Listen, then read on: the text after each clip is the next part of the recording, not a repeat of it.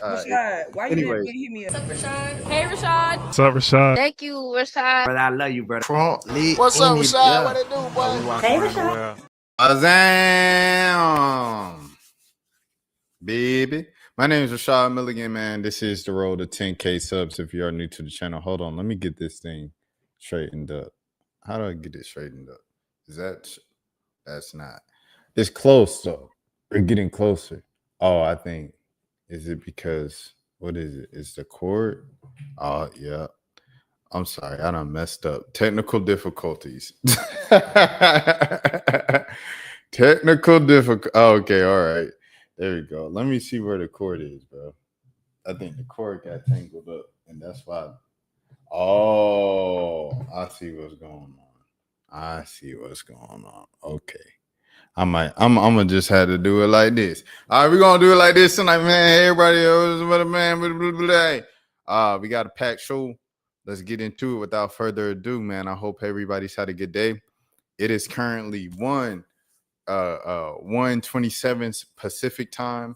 It is 3:27 Central time, and it is 4:27 a.m. Eastern time.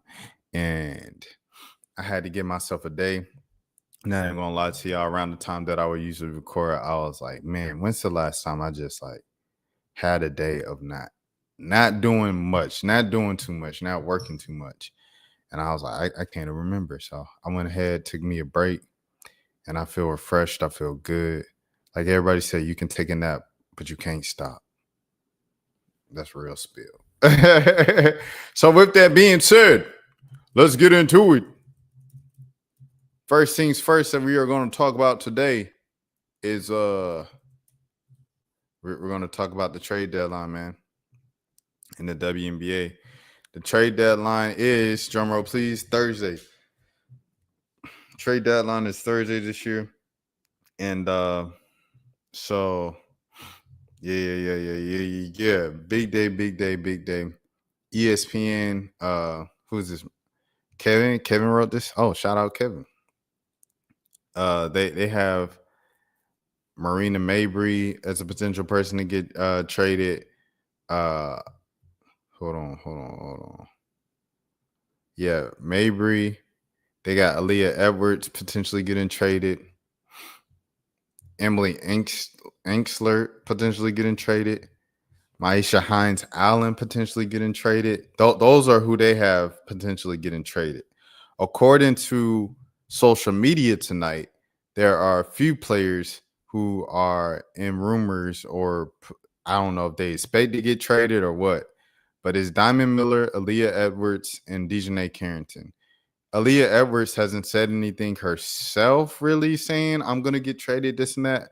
But as you guys know, it was something that they have been looking at since the beginning of the season, as Kiki, started just a hot year, everything like that. So there's that and things of that sort. Hold on. Let me see. Let me look at Kiki's stats, her game logs recently, like post All-Star break, because I know some people are like, oh, she hit the wall. Must not have been too real. In 30 minutes just a couple days ago, in the win against Chicago, she had 22 and 10. So she doing just well. Of course, yeah, some of these the points were down and stuff like that, but the rebounding was always consistent. Rebounding was usually consistent, everything of that sort after the All-Star break.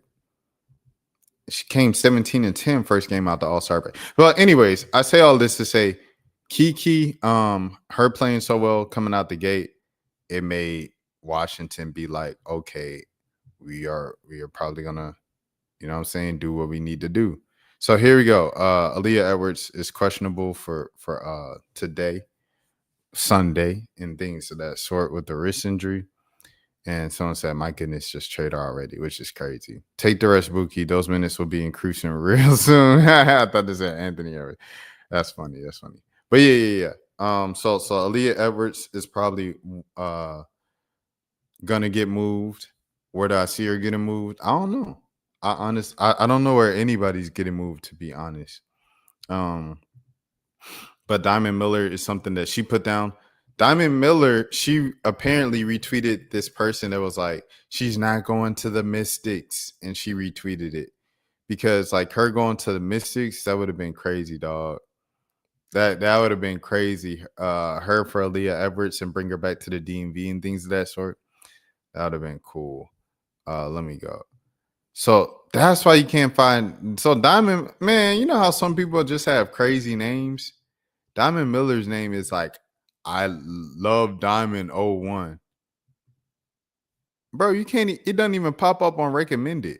This is like probably my first time seeing Diamond Miller's Twitter since at least Maryland. They say Diamond Miller getting traded, and I know one won't be to my Mystics. Dang, she hasn't posted on here since January. Nah, this is crazy. This is insane, bro. Okay. But yeah, Diamond Miller, she retweeted a post, came out of retirement, changed her thing to WNBA with a heart. She's out of there. And I guess she thinks that it's not going to be with the Washington Mystics. So I think that closes any hope for, unless there's a third team, fourth team involved and stuff, for an Aaliyah Edwards and Diamond Miller swap. So I don't know. Aaliyah Edwards is most likely not going to Minnesota. You can put that down. Seattle, they have 3 first-round picks. That's something that a lot of people have been bringing up and things of that nature.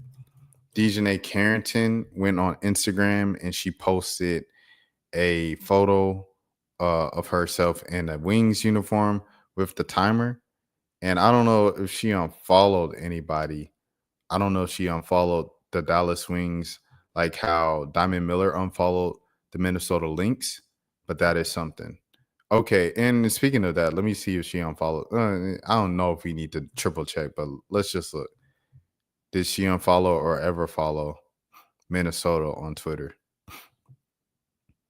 I do not believe so. I don't think she ever followed them on Twitter. But yeah. Shouts out to Diamond. Let me see if Dejanay, if there's anything that I could find on this Instagram. I'm looking. Dejanay Carrington is terrible with the clip. Dejanay, you're gonna crash out. I've heard Dejanay's trade. Okay. I want to play this, but that's an ESPN clip. I know they'll get me out of here. Disney would get me out of here. But Alexa apparently said on ESPN that she's heard Dejanay's name in some trade circles and things of that sort. And this was days ago before Dejanay came up with the post with the timer and things of that nature. So I'm trying to see when a player knows their worth. Oh, is she tweeting through it? Oh no, this is the Dejanay fan page. Is there? Here you go. That ain't her. Where's Dejanay's page? What is Dejanay's page? Isn't that like Carrington Dejanay?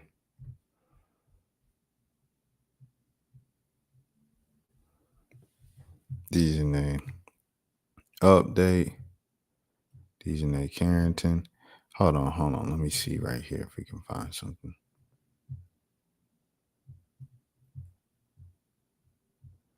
Mind you, y'all the same ones talking. Forget y'all. Bro, come on, bro. Where is Dejanay page? You know how a fan page will say like #1 fans of Dejanay? They don't say nothing like that here. Let me see. They got Moki fans. Shout out to the Moki stands, I suppose, you know. Let me see. Where we at? My dog Asia. All right. I can't even find Dejanay's actual page. But yeah, there was a post of her that she posted on Instagram with the timer. And why is this not even popping up? It's not even, this is frustrating. But yeah, anyways, I should have just copied and pasted when I seen it. But yeah, she's expecting to get traded as well. So you have Aaliyah Edwards, who's been long rumored to get traded because of Kiki's the way that she started out her rookie season. You have Diamond Miller expected to get traded according to her social media directly. And the same thing with Dejanay Carrington. So I don't see Dejanay getting traded to Minnesota for Diamond. I don't see that happening because I think Minnesota, you saw they cut, old girl from Utah earlier this season. And Diamond, the reason why they even gonna trade her, she not getting many minutes, which we'll get to that later, which is crazy. So I don't think they trade for a player who, is expecting to get minutes. If anything, they might trade for a pick, draft capital, money. I don't know, something more along those lines. Things like Emily Anxler, that's low key a rotational player / backup. I don't know if they trade for her. Let me see. Minnesota gets Emily for Diamond. She even more so than Edwards, Anxler has been buried on Washington's depth chart this season. Saturday was the first time she played more than 6 minutes since July 3rd. She hasn't shot well this season, hitting 47% on her threes last season on a small sample size, 57 attempts, but she continues to rack up rebounds, steals, and blocks at impressive rates. Because she's making the WNBA minimum, Anxler is a gettable just for any team. This deal sends her to Minnesota, which just hasn't found consistent depth beyond top reserves Natisha Heidman and Jessica, because they don't play anybody. Is that, you know what I'm saying? Am I tripping? They don't play anybody like that. That's the whole point. On the other side, Washington could take a filler on Miller, the number 2 pick of 2023, who has totaled just 437 minutes over the past 2 seasons. Okay. So this deal for Aaliyah Edwards is Bria Hartley, a first-round pick, and a 2027 first-round pick. So a first-round pick and then 2027 second round. So 2 draft picks and a rotational player in Bria Hartley. Can you get more for Aaliyah Edwards? Can you get more for Aaliyah Edwards? We'll see. But this is something I definitely see. I definitely see Aaliyah Edwards going back to Connecticut. This deal, I don't see Washington trading for a player because they don't play anybody. It's kind of like their entire point why they're trading Diamond Miller. And then this Maisha Hines-Allen one, I definitely see Dallas having a yard sale right now, continuing to have a yard sale after the Nalissa Smith trade. And I think Dejanay is going to get traded. I don't know where she's going to go, but I think she's going to get traded. I think Seattle's going to end up getting somebody because, like, people said they have 3 first-rounders this year and stuff, so they're probably going to end up with somebody. And there's that.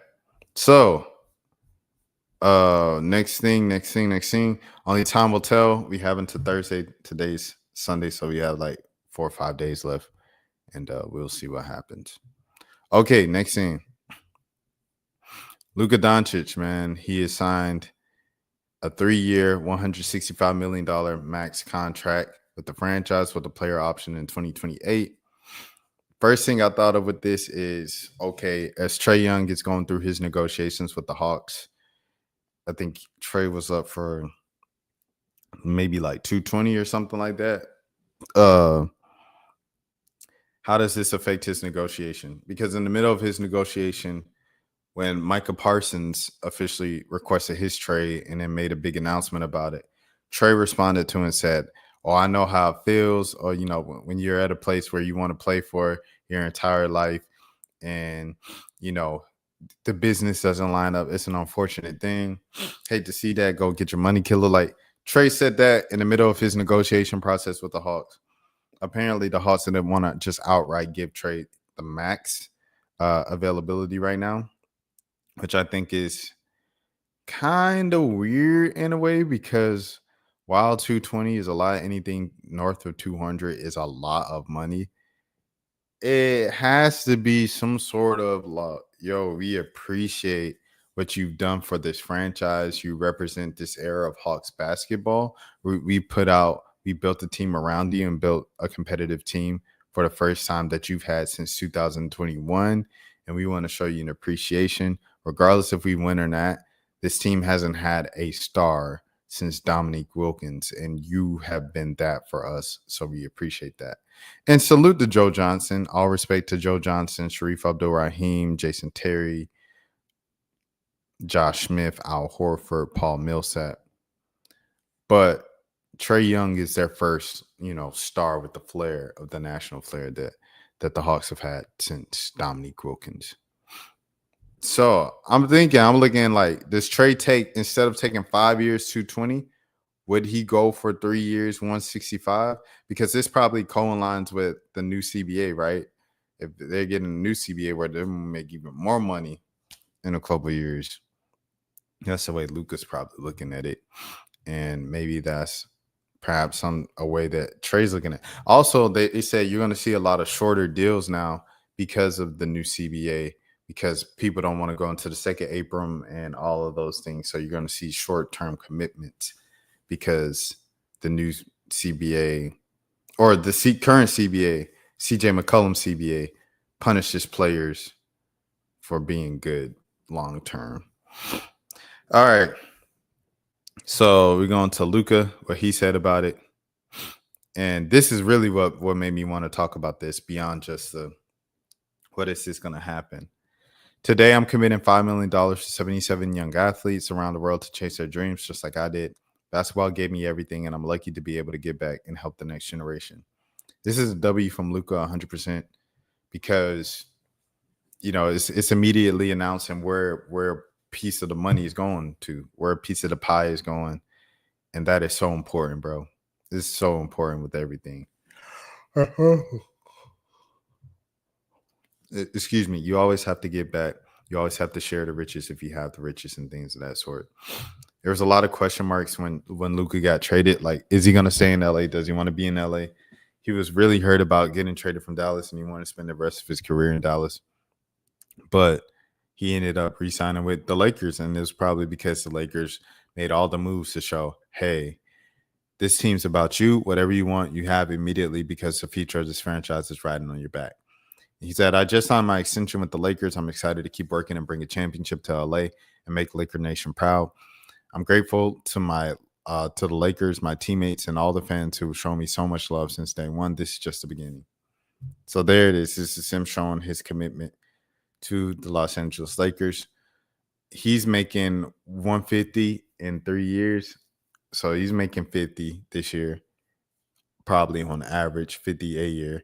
And LeBron's making 50 this year. Lakers, boy. Big bang, take little bang, man. Like, they have thrown the bag. But you're playing two players. You're paying two players $50 million this season. You better get to the second round of the playoffs. Two players, $50 million. Ain't no first round exits. Not a single first round exit. Two players for $50 million. Next thing. Gilbert Arenas is sneaky. How you put a little bit more butter on them biscuits? I think I seen a little something. Eeny, meeny, miny, mo. I'm about to snitch for sure. It's funny he made that whole thing talking about Kwame Brown, right? On stream. He was like, oh, Kwame talked down on me. He thought it was over. It ain't over. We outside. We free. I got my freedom and things. Like, he just going on that rant. He did everything Kwame said he was going to do. Kwame said, oh, man, he got locked up. Now you in some real trouble, this and that, because you always act stupid and this and that, and do the wrong thing. Like, you just wired to do the wrong thing because you were dumb, da-da-da-da-da. And then he said, I know you're going to snitch because you ain't going to want to go do that time. So how does a person now who put himself as the cool dude, this and that, da-da-da-da, live at the snitching? And as you see, Gilbert said multiple times he's going to snitch. And I guess the way he's done it is making a joke out of it. That's how he's dealt with it. It's humor. But for him to brag about snitching and say he was going to snitch is crazy because how are you gonna talk about Kwame Brown like Kwame was wrong? Like I'm still standing, Kwame. Woo woo. You doing everything Kwame said you was gonna do. Kwame said you was gonna snitch. But he was also talking about what could happen after you snitch, since who you're snitching on, the particular communities and folks that you're snitching on. So I don't know. We'll see what happens, bro. I ain't gonna lie to you. We'll see what happens. If it's anything like the movies, he's talking about the mob, because what the Morris twin was talking about. If it's the mob, we need to handle it like the mob then, instead of running to the police. And so we'll see what happens. It'll be an interesting next couple weeks, man. The trial is in his first appearance date, not the trial, but his first appearance is September 13th. It's currently August 3rd. So we have a little bit over a month to see what was going to happen. And that's that. But Kwame was still right. That's my whole point. Okay, so you guys seen it. The Connecticut Sun are moving to Boston. Well, no, wait, hold on. So the pending approval, reportedly, they're looking to move to Boston. This is something that's been discussed for a couple of years now. Of course, in the preseason media availability, most of the questions were about the team moving to Boston. I believe I have that availability still up here. I don't know if I have that availability up here. That's a good question. I want to know now, like genuinely. Because I have the Tina Charles one and the one with the dad, or the coach. But do I have I do have the general man. I remember uploading it. But what is it called? Let me see. Connecticut Sun GM. Is it the GM? Is it the owner? I'm trying to find it if I see it. Anyway, but yeah. It's been a big deal for a couple of years now. Now it seems like it's closer and closer to happening.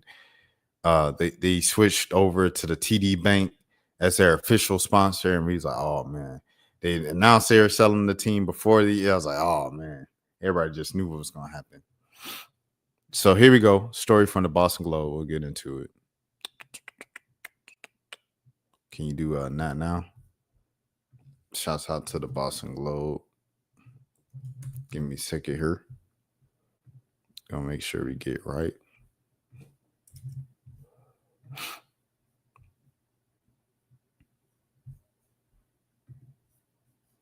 All right. Okay. We have YouTube Premium. Thank you so much for this advertisement. Does it come up now when I do this? What's going on? Oh, man. Okay.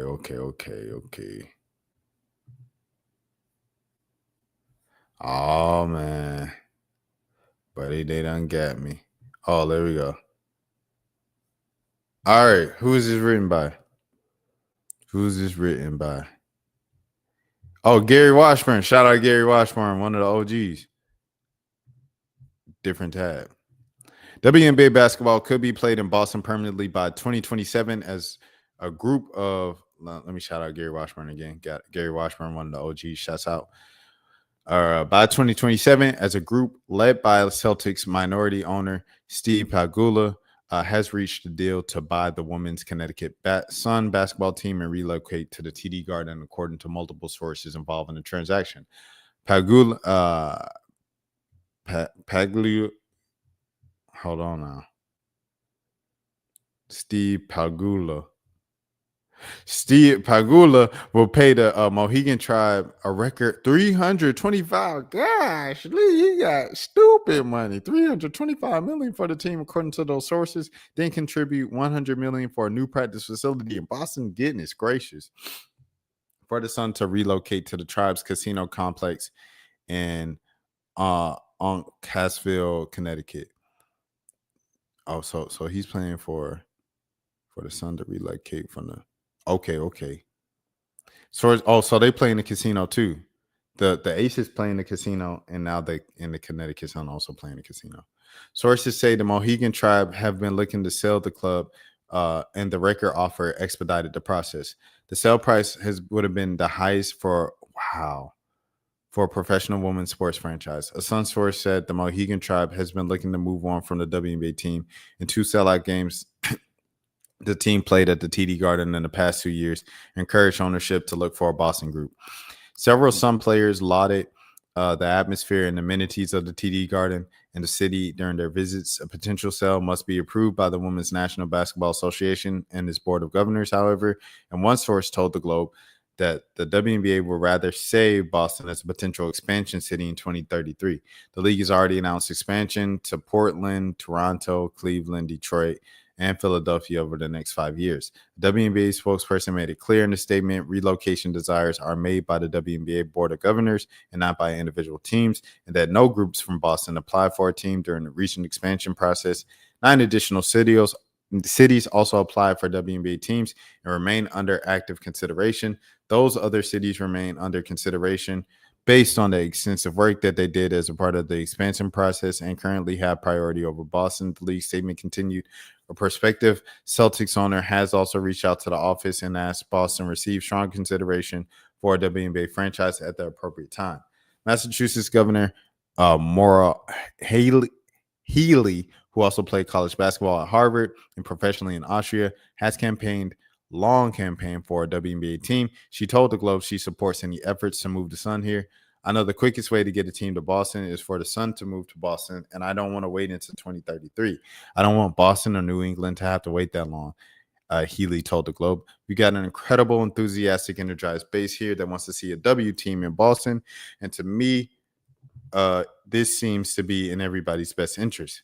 Healy also says she had conversations with the WNBA and NBA officials over the years about a Boston team. I've been at this for a couple of years, she said, and that would be great for the WNBA. And we saw for a second year in a row a sellout crowd at TD Garden. I also think that it would be great for the Connecticut Sun to move to Boston and represent all of New England.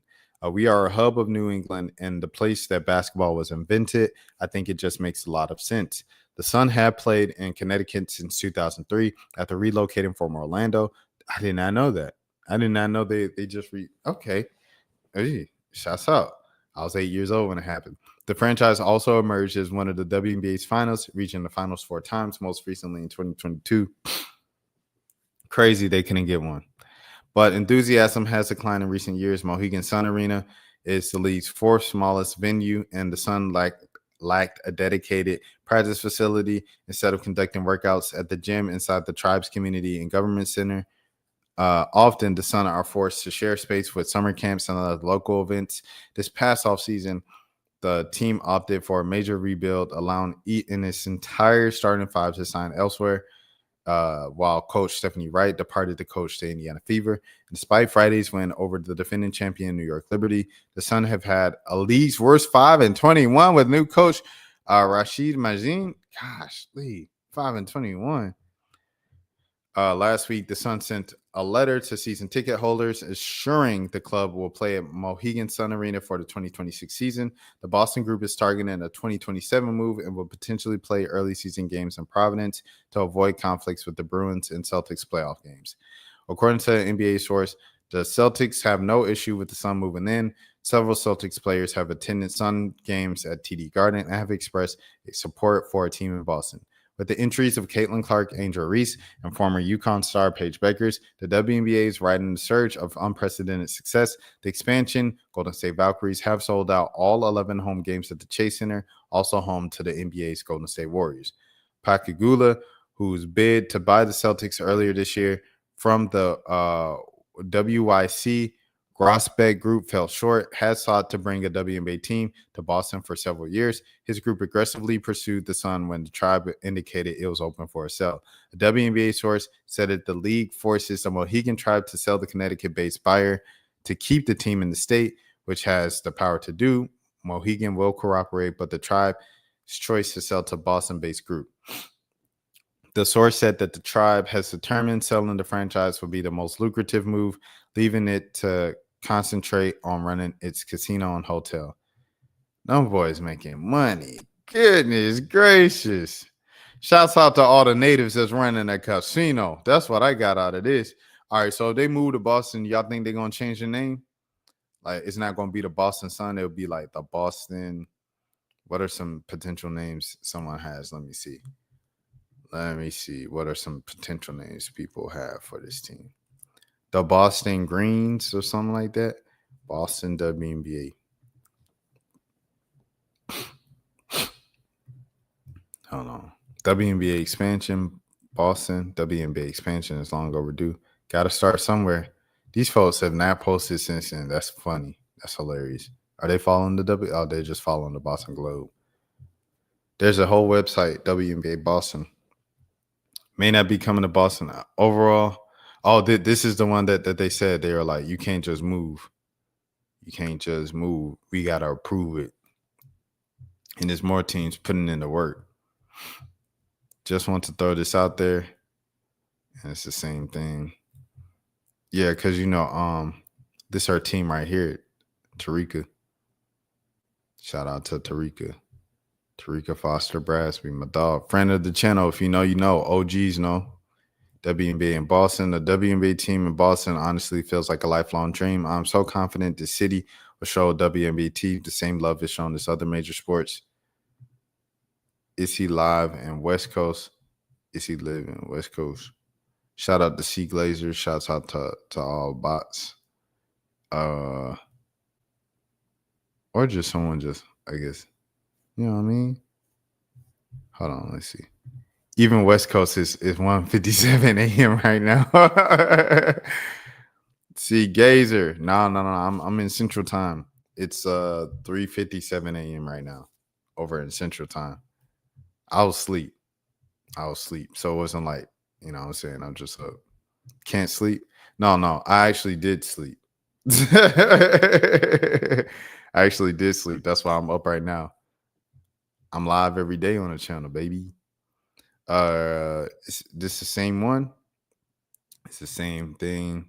They've had 3 WNBA active teams with a win percentage of 55 or higher percent since 2000. Now reportedly headed to Boston. Tina Charles, AT. Who's this?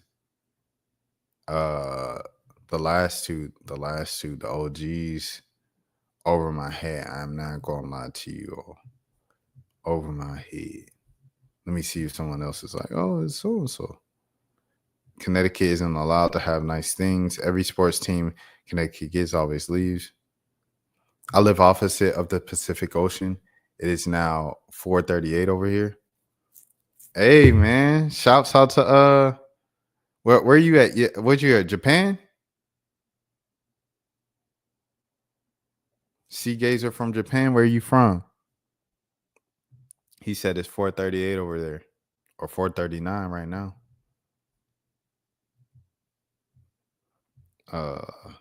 $325 million for the Connecticut Sun and $100 million for a practice facility in Boston. Don't let the WNBA league office and the NBA tell you there isn't money to pay the players. Ooh, yikes!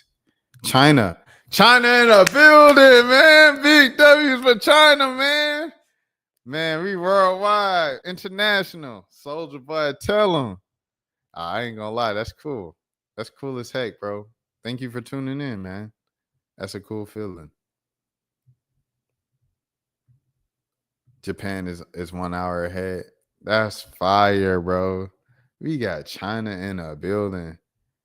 He said Japan is now 5:59 right now. Shouts out to Japan, bro. It's 5:59 p.m. in Japan. It's 4:39 p.m. Well, now 4:39. So it's 4:40 now in China p.m. Shouts out to y'all, man, for sure. International. What the heck? Oh my gosh. China in the building.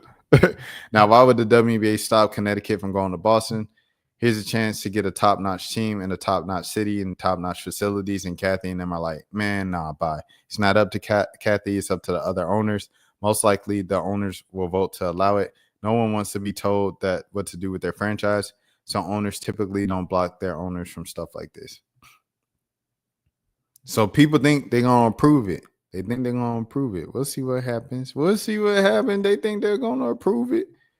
The WNBA had an interesting comment in response to the news, seeming to indicate the league wants to prioritize other expansion cities ahead of Boston. Man, can confirm the team has reached a deal. So they reached a deal. So the WNBA game time is not conductive to this side of the east of Eastern Asia. A 7 p.m. game is 7 a.m. here. Everyone just wakes up and we need to go to school or work. Yeah, that's tough, man. So is the W like how's the WNBA over there? Is the WNBA do they have like motion and stuff like that with Caitlin Clark injuries, just like how it is in America? You know, because I know Harden is over there right now, James Harden, and he's huge. He goes over there every offseason. And Sabrina went over there this past offseason. So y'all might be some motion over there in China with the WNBA and stuff. But you never think about that stuff of like how a weeknight game for us, which is after work time, he said is big for gamblers over here. Hey, a win's a win. A win's a win. However, y'all pay attention to it. But a team moving to Boston, man, some fans are mad about it, but like, how far is it? Like, it can't be that far. He said they gamble like mad here for the WNBA. Oh, you know, gamblers, they gamble over anything, you know. Let me see where the Connecticut Sun are located. Like, what part of Connecticut? Mohegan Sun Arena. All right, let me see. Mohegan Sun Arena. Okay. It's right here. What did he say? He said NBA season has finished and they do not gamble on baseball. So the WNBA is the go-to. Dang. What's your team, C Gazer? What's your team, man? Dude, we got China in the building. What the heck? Oh my gosh. I never been to China. To Boston. How far is it? It's only an hour and a half. I thought so. It's only an hour and a half. Man, Boston can never keep a team. Man, okay, it's cool. He said, of course, a Fever. Hey, C Gazer's a Fever fan, man. He said he a Caitlin Clark fan. Hey, shouts out to the CC club, the CC fan club, man. Things of that sort. Shouts out to the man. Man, that's crazy, bro. What the heck? Got China in the building. What in the world going on, man? All right, but yeah. It's only an hour and a half away. Connecticut people do not need to be complaining, bro. Take the 90-minute drive, bro. Like you from Mobile, Alabama. Mobile, Alabama, they got to drive hour and a half to New Orleans games. You know, and other people in Alabama, they got to drive an hour and a half to Atlanta games if they want to see some professional sports. It is what it is. Y'all have the best college teams, college programs with basketball, men and women's. Y'all constantly in the conversation. I know the men didn't have the best season last year, but those two are constantly in the national championship race, and it's been that way since the 90s. So it's like, I don't feel bad for the state of Connecticut at all, bro. I'm not even gonna lie to you.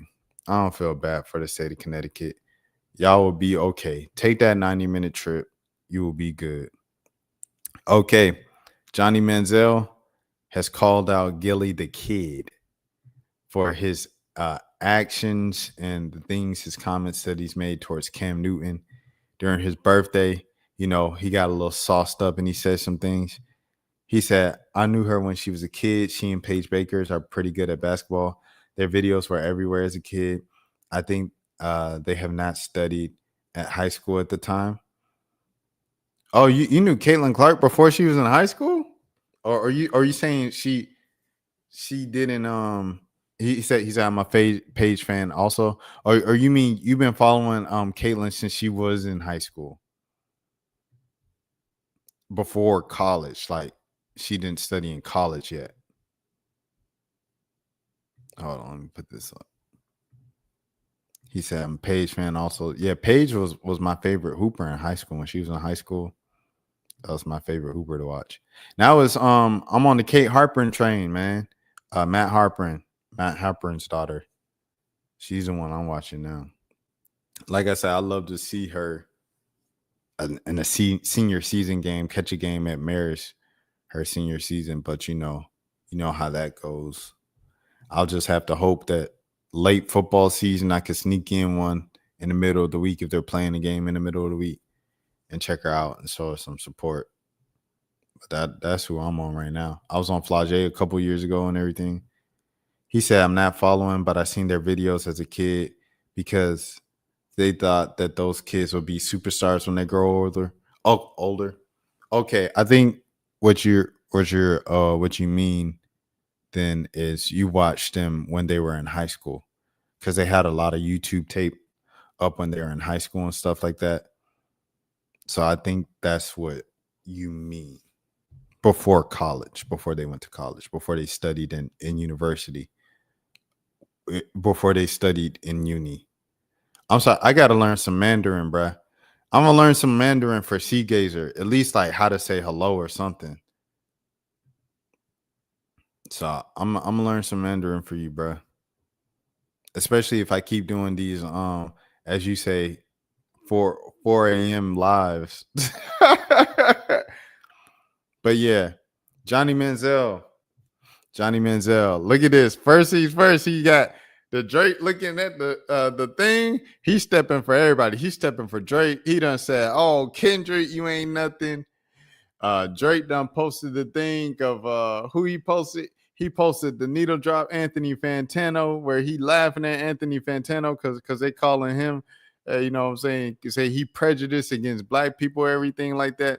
And now he's speaking up for Cam Newton. He just had Cam Newton on his podcast, and now he's standing for Cam, dog. Let me see when this. did you feel like, bro, I'm a professional athlete without the professional funds? After that first season was done and you're like riding the hype and the wave like into the next season. Yeah. To win the Heisman as a freshman, like first you do the ESPN Awards and then you go to the Heisman and then it's like, oh no, the ESPN Awards is in Orlando. Yep. And then they take you to New York. So it's just like a whirlwind. You guys are getting. He said Mandarin is the tonal language. Learning Chinese must pay attention to get the 4 tones right. Oh, learning Chinese must pay attention to get the 4 tones right. So okay. So I got to get the 4 tones right. All right. Hey, we here. I might pull up a little tutorial right now. I mean, not right now. This second, I got to finish the rest of the show. But like at the end, I might do it at the end of the show. I don't know. Ready for a national championship. We were getting ready for a bowl game against Oklahoma. For me, is that first season kind of ended, and then you're riding all the hype and everything into the next season. That's when things started to feel like I wasn't just a college athlete anymore. As you know, this next season is being built up and built on your back and everything that's happened the year before. You got another rematch coming with Saban in Alabama. Like it just stopped feeling like college football again. Yeah. It's just started feeling like it was professional ball without the funds, like you said. Did you feel pressure? I don't think I really felt pressure. I felt like I was in like a glass jar and everybody was just like, it was all the eyes and the attention. I wouldn't say it was pressure. It was just felt so much attention everywhere. Yeah. Just felt like I could never, there was no off. Yeah. Even in an apartment, like even at the crib, like there was just no off. Anytime you step out that door, it was like on, suffocating. So they had this great episode When and everything. Did you know? Cam Newton came on Johnny Manziel's podcast, and it seemed like ever since then he like, all right, I'm riding now. I'm Team Cam Newton. So first one, he said, "Yo, Gilly the Kid, you might be the biggest effing loser on the planet. Talking like you've effing done anything on a football field. If I see you, just know I'm gonna slap the F out of you. Trust." And he talking tough. But he is Johnny Manziel. He said, "I love $1 million worth of game, but that's the corniest ish I've ever seen in my life." Bro, he immediately rolled for Cam Newton, bro. He said, "Cam, if you my brother expeditiously." Take Jalen's joint out your mouth for a couple minutes. I'm pretty sure he's got a chick. Oh, my goodness. He talking that talk. So, yeah, this is the real Johnny Manziel, bro. Him. Johnny Manziel, dog. Johnny Manziel, bro, when I was a kid, he was. But I'm talking like he's a kid.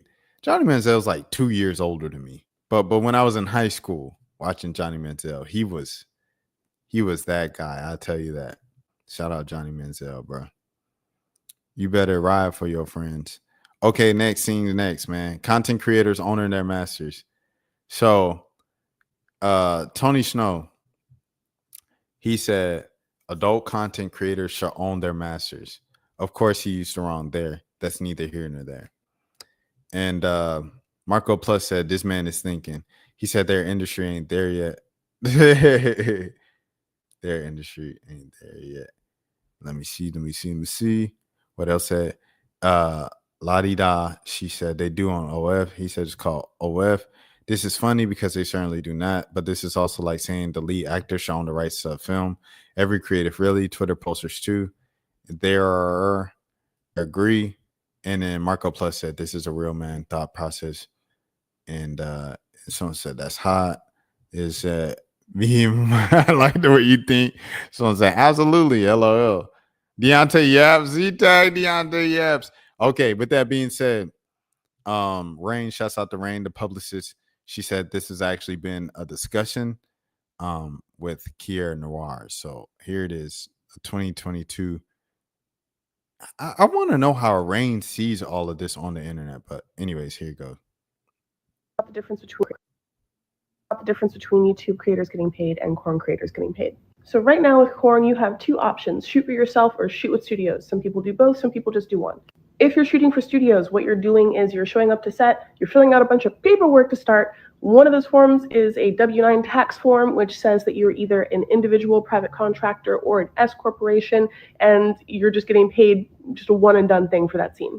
You're also signing a model release form that says that you are of legal age. You have two forms of ID you have to show. One of those forms of ID has to have a picture on it. And it also goes into detail about how you do not own the scene that is about to be made. You don't own that content. They can edit it how they want. They can distribute it how they want. They can sell it to somebody else if they want to. You don't own what is about to be shot. For the longest time, that was the only way to make really good money. You would just try to build up your popularity so you could ask for more money during those scenes, or you would be a contract star where you would get paid a lot of money for a certain amount of time. Like, we'll put you in a contract for a year and say that they're going to shoot this many. So off top, this is different than what the person in the comments was saying. Was like, that's like saying the lead actor should get should be able to own the rights to a film. It's not the same thing, because the lead actor, you're going to get residuals, right? Like lead actors and actresses, they get residuals in movies. Do actors get residuals from movies? Let me see. Yes, actors can receive residuals, often residuals. How do residuals for actors work? You know, because you obviously get it for TV, but do you get it for movies?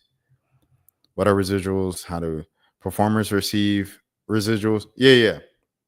So you still receive money after the film comes out in movies.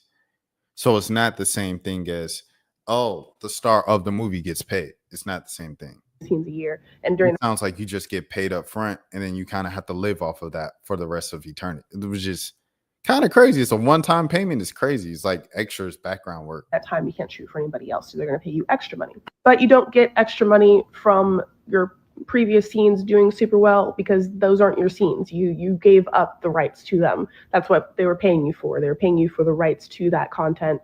Yeah. The second way of owning your own stuff is a lot more popular now. I've been making my own stuff since like 2012, 2013, but it was always a side hustle thing just to give me a little extra padding. And it was generally understood that only the very, very top girls were going to be able to make like a living off of it. Then something super weird happened. The world went into a global pandemic, and everyone was at home, and everyone was trying to figure out how to make money. So a lot of people either tried to produce content on that one site that I'm not allowed to say the name of, or they were sitting at home watching content on that one site or sites like it. So the social stigma for it got way, way, way, way lowered. People were not as angry at others for doing that kind of content, and they weren't as ashamed of buying that kind of content. So a lot of money was going through the website. Now it's a lot more likely for you to be able to make a bunch of money on your own content, but you're not being paid the same way that YouTube creators are being paid. They're getting a cut of ad revenue. I don't know if you've noticed, but a lot of advertisers don't want to advertise on spicy sites unless they're also selling something spicy. And as far as I know, there aren't really any. No, it just brings up good points, sir. Okay, C Gazer said, I think there's a third way. She can set up a website on her own and put content there, sell subscription. So you're saying directly from consumer, so her own independent website So there's no middleman. I'm not sure how OF works. Like, you know what I'm saying? If there's like with OF, if OF gets a portion of the money that you get. So say people like subscribe to you. If your subscription is $6 on OF a month, do you get all $6 or do you get like $3 of the $6? I don't know. With the donations that you receive, do you only receive a portion of those donations? Do you get 100% of those donations, like the tip, like an Uber, right? A Uber driver gets 100% of the tip, but only a portion of the percentage of what you pay for your ride. Is it the same thing with, I don't know. So, but what you said, the third way with having your own website and going straight from there to the consumer, I assume you would get 100% from that, unless you had a payment service that you use so people can put their card information in. It could go through like Square or something, and Square takes a percentage every month to have the Square thing up on your website. I don't know. These are all things. If anybody wants to look past the kind of surface level conversation of like just owning content and business, online e-commerce, of how to get the money, How to say the name of, or how to maximize profit. or they were sitting at home watching content on that one site. Lord, kind of content. So a lot of money was going through the website. Now it's a lot more likely for you to be able to make a bunch of money on your own content, but you're not being paid the same way that YouTube creators are being paid. They're getting a cut of ad revenue. I don't know if you've noticed, but a lot of advertisers don't want to advertise on spicy sites unless they're also selling something spicy. And as far as I know, there aren't really any advertisers on that one website that you know I'm talking about. How you're getting paid is a cut of your subscription money. You're selling a subscription service to people, and most of these websites will take like 20%. So let's say if your subscription price is $1 a month. Okay, so she just said it. They take 20%. You get 80 cents on that $1 a month, and the website keeps that 20%. We actually have had a lot of issues with credit card companies that do the processing for this kind of payment, not wanting to work with any sort of spicy stuff at all. I can talk about that in a different video if you want to hear about it, because I am mad at a couple of lefty people who were excited when this happened, but that's the difference. Hope that helps. Okay. So there's that. That's in terms of like the masters and everything like that, and owning the rights to the film. So Tony's right. Like they should at least have residuals or something like that on that side of stuff. So with that, we're gonna stay on the line of content creators. Soul Illuminati, he made his return to streaming, and he was just speaking. He was just kind of speaking to the aspiring streamers and stuff like that, to make sure that you know the way that you're moving, because a lot of people, okay, I want to do what Kai does and what all these popping new streamers are doing, and it doesn't make sense for them to just go out the gate because people don't know you yet. It's not YouTube where you can vlog your way into success. It's like people are only going to watch vlogs of people who they know. You have to build a following and show your personality and become likable from the crib first. So here it goes. Soul Illuminati. Over the top. Niggas is doing real live reality shows now, bro. Like them niggas just did a pool party, a whole rented out mansions. Facts. DDG going to Paris and doing all like, bro, these niggas is elites, bro. And then you got people under them who trying to do this shit. Now, bro, these big ass moments don't even seem like nothing. The viewers, oh, desktops is dying. When? It's just the niggas you're watching. Now y'all saying, oh, chill desktop stream. Now y'all downplaying. Why do y'all even call it desktop? It's just streaming. Nigga, this is, bro, if you a celebrity. DDG did that though. DDG did that, and his beef with Reggie, he was saying, oh, you just do desktop streams. Da, da, da. He was the first person to really like call it like, oh, you ain't doing nothing because you're doing a desktop stream. Everybody else, it was never a problem. It was just the essence of streaming before DDG said that in his beef with Reggie. An athlete, a singer, a rapper, anything. If you want to start streaming, I say get right into IRLs right away. It'll work perfectly for you because you don't really have a desktop presence. So you can just show up and go to shopping or something and niggas is going to watch. You don't even got to use your personality. You know what I'm saying? You don't have a desktop. You can't just be pretty and think you're gonna just get views, my nigga. It don't work like that. You have to be entertaining. Facts. But if you a regular person and you trying to become a streamer, bro, don't fall into the trap of this wave. You're gonna drown in it. Bro, what you see me doing is where you should be. Build yourself first. Never forget why you wanted to start streaming. Some of y'all niggas want to start streaming because you just wanted to be a gamer or something. Or you wanted to never forget your love of what made you want to start in the first place. Because waves can fuck you up. Just like me, nigga, I've been going for 2 months because I realized I hate IRL streaming. I love watching it. That should be lit. Niggas be having some good scripts, some good. Facts. Nah. Soul ain't told one lie here.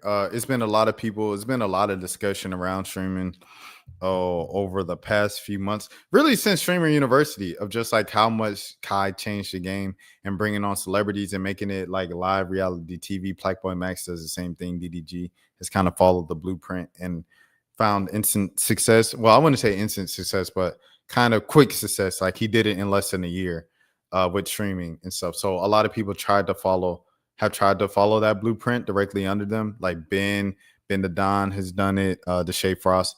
The thing is, the Shay already had a name on social media, and he, has an extensive resume as an actor and as a comedian before he even did YouTube in 2019 when he started and built his name up on social media through that. And then Ben already had a name on Instagram and was, moving on tour with Drake before he ever streamed. So it was like he already had a name and an established online presence as well. And he was cool with Drewski, so that helped him in the early stages of his career as well.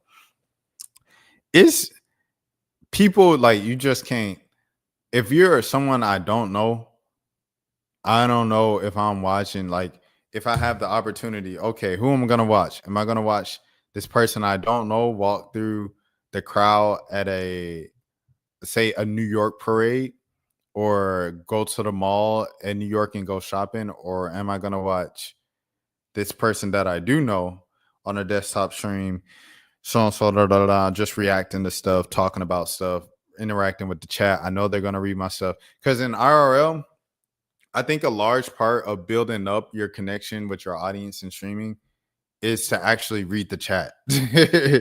And when you're IRL, you're doing so much and you're focused on like what's going on in real time. Like you're not interacting with the chat as much. Even the best people, even Kai Cenat, where he's got, the 10 backpacks and he's reading the chat on his phone, and he's got another phone just in case that one loses signal and power. And what I'm saying? Even him, he can't look at the chat each and every single second when he's doing IRL streaming.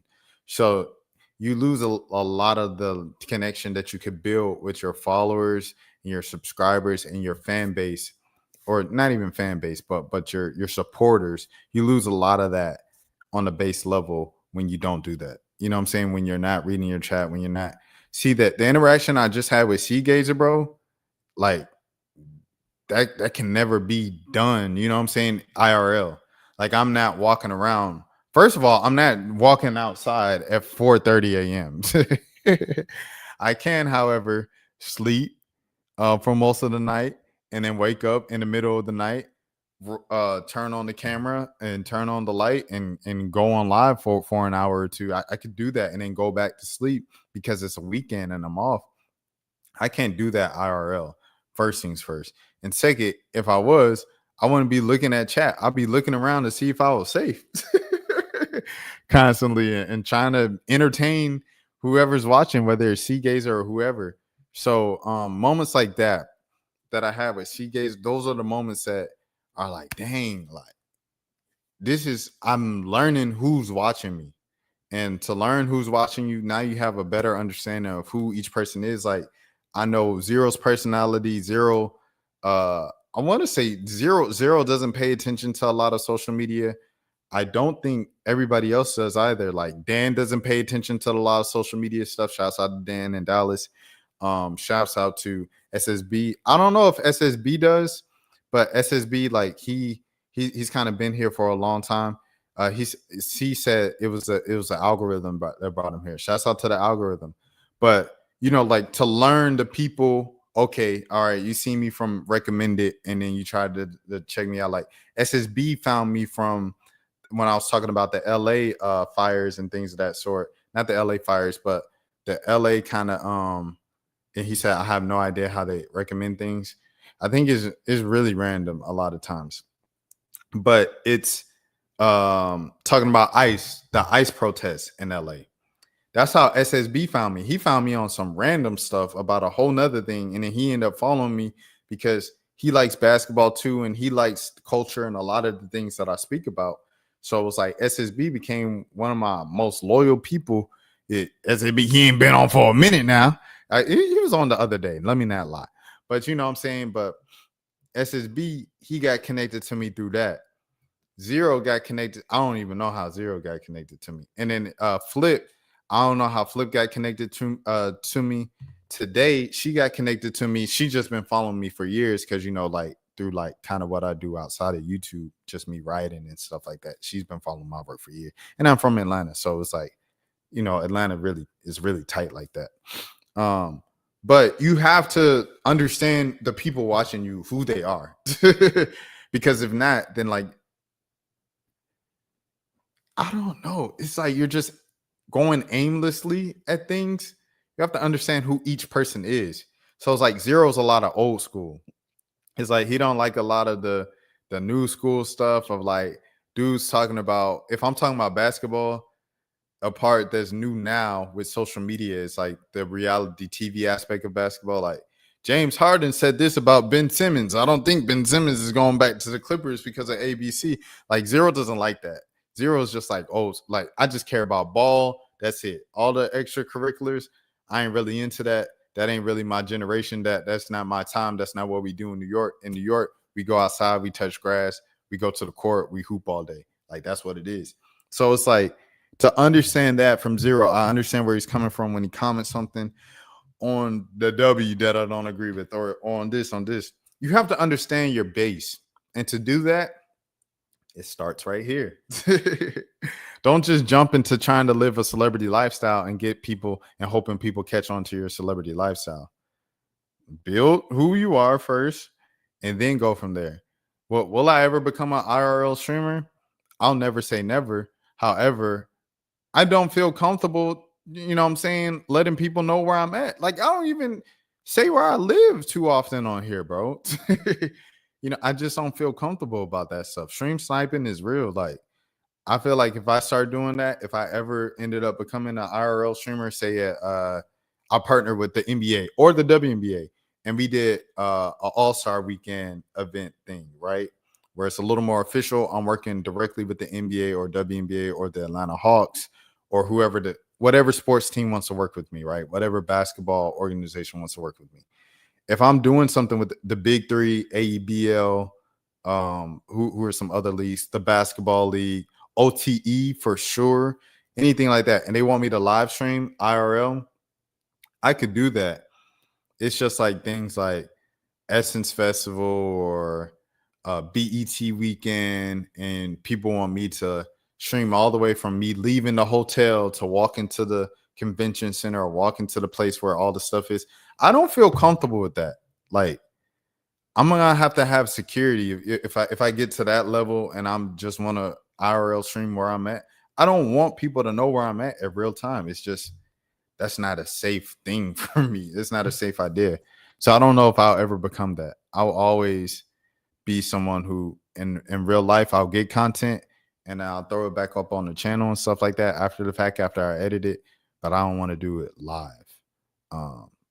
So I think I'll always be this type of streamer, but you know, you never want to limit yourself or put yourself in a box.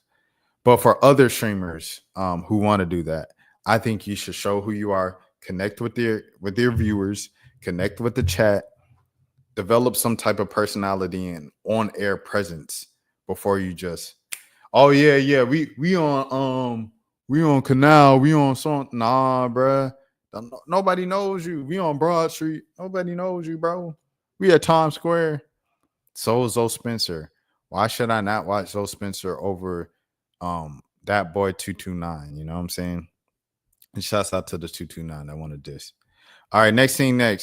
Young Thug, he returned to Cleveland for a Hosea Helps school event. Like I said, Young Thug, he gets, I think, like 48 hours in the city once he comes back for a community event and things of that sort. So he's maximizing it. He went to the school. He spoke to the school. That was his first community event. Then he went to the Dream Game on Friday night. And now on Saturday, it looks like he's doing another community service event with Hosea Helps. He's going back to his old hood, man, off of Cleveland Avenue. So here we go.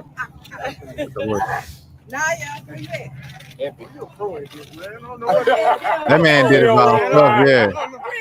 He said, oh yeah, I'll be doing this. You see things like this and realize how long you've been rich. Oh, my bad, brother. All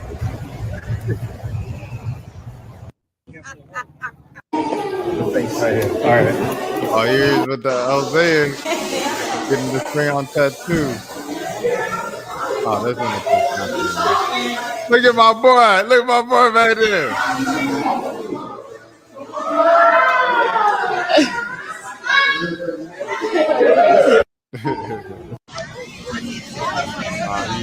Man. The back to school bag.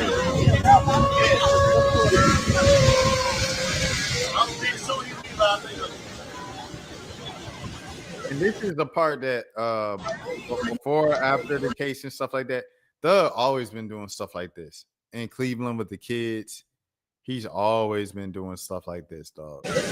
And that was the part where I was like, it was bittersweet when he got released, because it was like, okay, the things he was accused of is horrific things and everything like that. They took a trouble. But like stuff like this is parts I felt like that the community does miss, or it was missing when he was gone, especially that particular community, because him and Gunna was still doing his giveaways while behind bars. He was still doing, like the Christmas giveaways and everything like that. Gunna opened before he went in. He opened the free neighborhood, what do you call it? Kitchen. So grocery store. So all the people of a certain way, if they go to this Clayton County schools, they can go to the grocery store at McNair and get free groceries and everything like that and bring it back home. So it's like those dudes did a lot for the South Side and their respective communities in the Atlanta area. So when they were gone, it was like, dang, I felt like the community felt that beyond just, they made great party music and things like that. It's just unfortunate that it was kind of allegedly by, self-inflicted their doings that they ended up in the situation that they're in. But they were doing so much good that it was like, dang. Like I said, it's bittersweet. It's a complicated thing. It's not just something that's black and white. But a lot of people would argue that the bad negates all the good, because it's like you just wiped out all the hard work you did. But it's a lot to man. Man is not a monolith, monochromatic experience. It's all the colors and stuff. You know what I mean? Okay, shouts out to this young black pilot. Another young black pilot on the horizon. I know she's super proud. I would have been scared, but still supportive. They need us to believe in them. The Life of Zaire, Black Youth, Black Pilots, Mother and Son, Future Pilot, Black Excellence. He's 16? Shouts out to the 16-year-old, This way.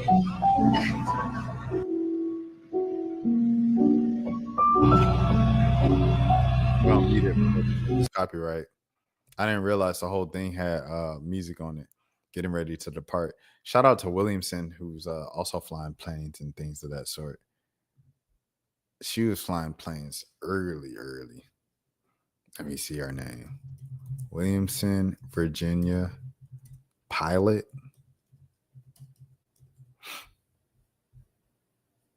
Yeah. Nyla Williamson. Shouts out to Nyla, dog. Who's my homie's little sister. Preparing to land now. This is crazy, man. This is real dope. Look at him. Look at him go. 16 years old, dog. Did he do it? He did it.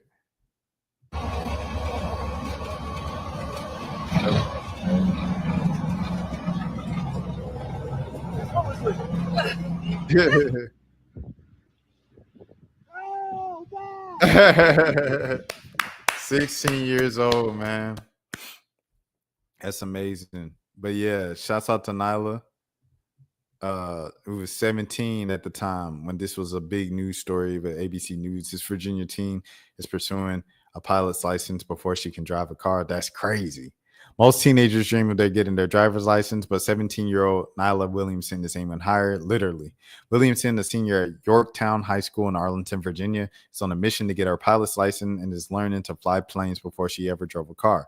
When she was in the 6th grade, Williams attended a leadership program exposing young girls to a career in STEM, and she met the ADM. And she met ADM Arthur Johnson, where he brought a flight simulator to the conference. He soon became her mentor. Dang, she was 11 years old.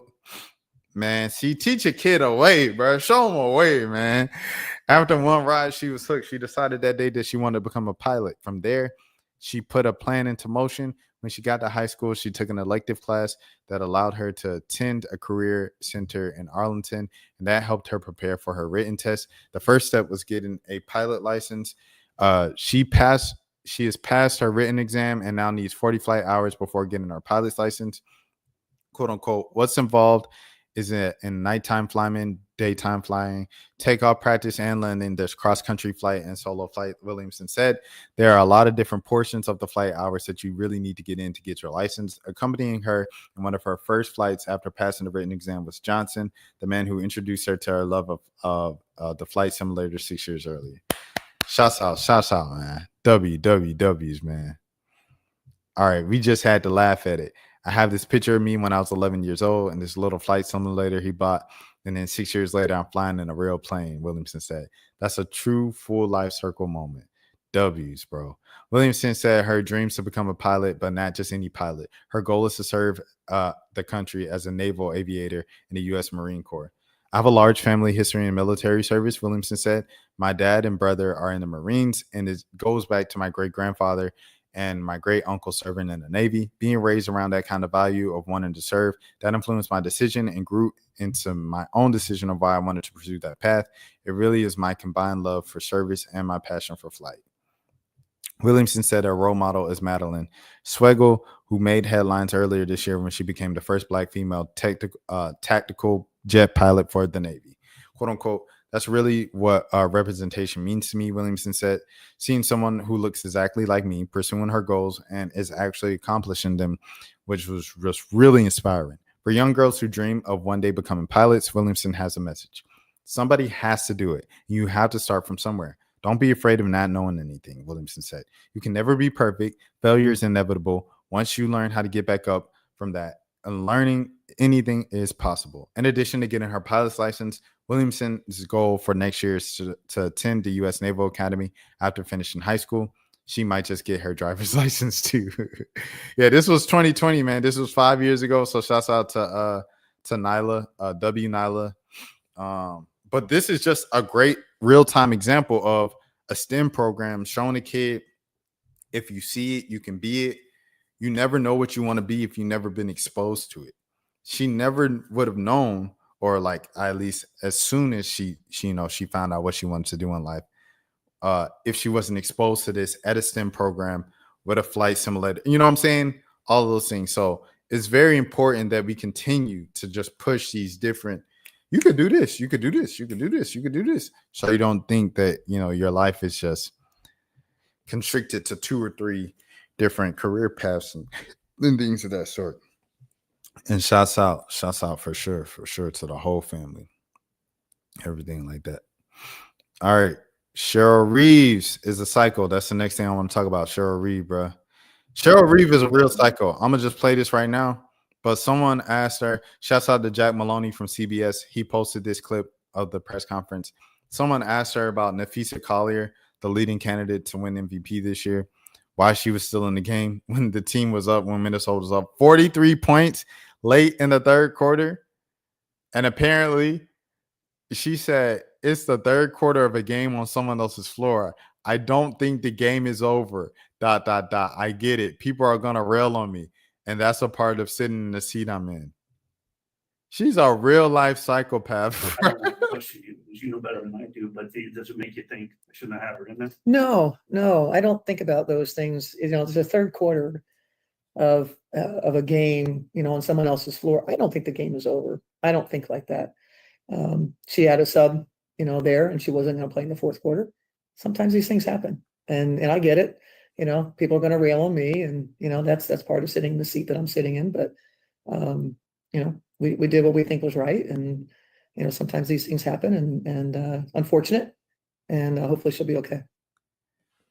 If y'all seen the 5K video, y'all seen my moment with Cheryl Reeve, and I think I might have even uploaded it as its own video. I don't know. I don't think I did, but where I asked in Atlanta, they were in Atlanta. Aerial Powers was back. Oh, she made a mistake, and then I want to admit it in public. So there was Aerial Powers, right? She was playing for Minnesota a few years ago, and then out of nowhere, she just stopped playing. She was out of the rotation. She wasn't playing anymore, right? And what happened? So Aerial Power was complaining about not playing, no longer playing anymore publicly. Like she put it on social media, like, oh, why am I not playing and that? She eventually gets granted, a release, or she was a free agent. Her contract ran out, and then she signed to Atlanta. Next year in Atlanta, Tanisha Wright, former Atlanta Dream coach, she puts her immediately in the rotation. She kind of works her way through getting regular minutes, and she becomes a key player for the Atlanta Dream. First game, Minnesota plays in Atlanta the next season and stuff like that. AP gets regular burn just like every other game. Post game comes. I asked Cheryl Reeve, this is your former player. How do you feel about your former player now getting an opportunity with the new franchise, a fresh start? She gets more minutes. She gets what she wants. She gets her shots and everything like that. How do you feel about that? And usually to give you kind of to set the scene, to give you context, most coaches in the WNBA will say, oh, I'm so happy for her. She did a lot of good things for us when she was here. She brought a great attitude. She worked hard even when she wasn't playing. I'm glad she's found herself in a better situation with a better fit to where now she can get more minutes. And, she's a good player. She's a good scorer. She brings a lot of great tangibles to the game. It just with us, quite didn't really fit in with our personnel. But I feel like obviously it is a little better. The fit is in Atlanta. I'm thinking it's going to be that, bro. Some variation of that. She cuts me off before I finish the question and goes, I don't think about other people's players. She said, I don't think about other teams' players. I don't do. I think about my team's players. And I was like, oh, okay. All right. And she said, yeah. That's when I knew Cheryl Reeve was a psychopath, bro. She just wired different, dog. She not human. But that's why the Lynx won 4 championships with Maya Moore and Sylvia Fowles and Simone Augustus and Katie and everybody like them, right? And that's also why the team went to the finals last season when everybody expected them, including myself, to be a middle of the pack playoff team. So Cheryl Reeve gets the most out of her players. There's a reason why she is the number one top dog coach. She is the Eric Spoelstra of the WNBA. And yeah. C. Gager said, how can you make up a 50-point lead in 2 minutes? That game had been won 100%. I remember when Stephanie White made the same mistake with Caitlin Clark. The Fever had an 8-point lead with 40 seconds left. Oh, yeah. That's when she got hurt. But see, that's a bit different. I'm not going to lie, because 8-point game, 40 seconds left, that's a toss-up. You can come back from 8 points in 40 seconds with a couple fouls, a couple turnovers, you back in the game. I got a question for you, C. Gazer. Some people are coming up with the conspiracies. Is CC actually still as hurt as she lets off? Do you think Caitlin Clark is still really hurt? Like, she is to be held out. I think she might be just because she didn't play in All-Star and she really wanted to participate in All-Star weekend. I think if she wasn't hurt, she would have participated in All-Star and then went back to sitting out games after All-Star break. Kind of like Angel Reese. Angel Reese's grandma never saw her play her entire WNBA career. He said no, she's 100% fit now. So there it is. So C don't think she hurt.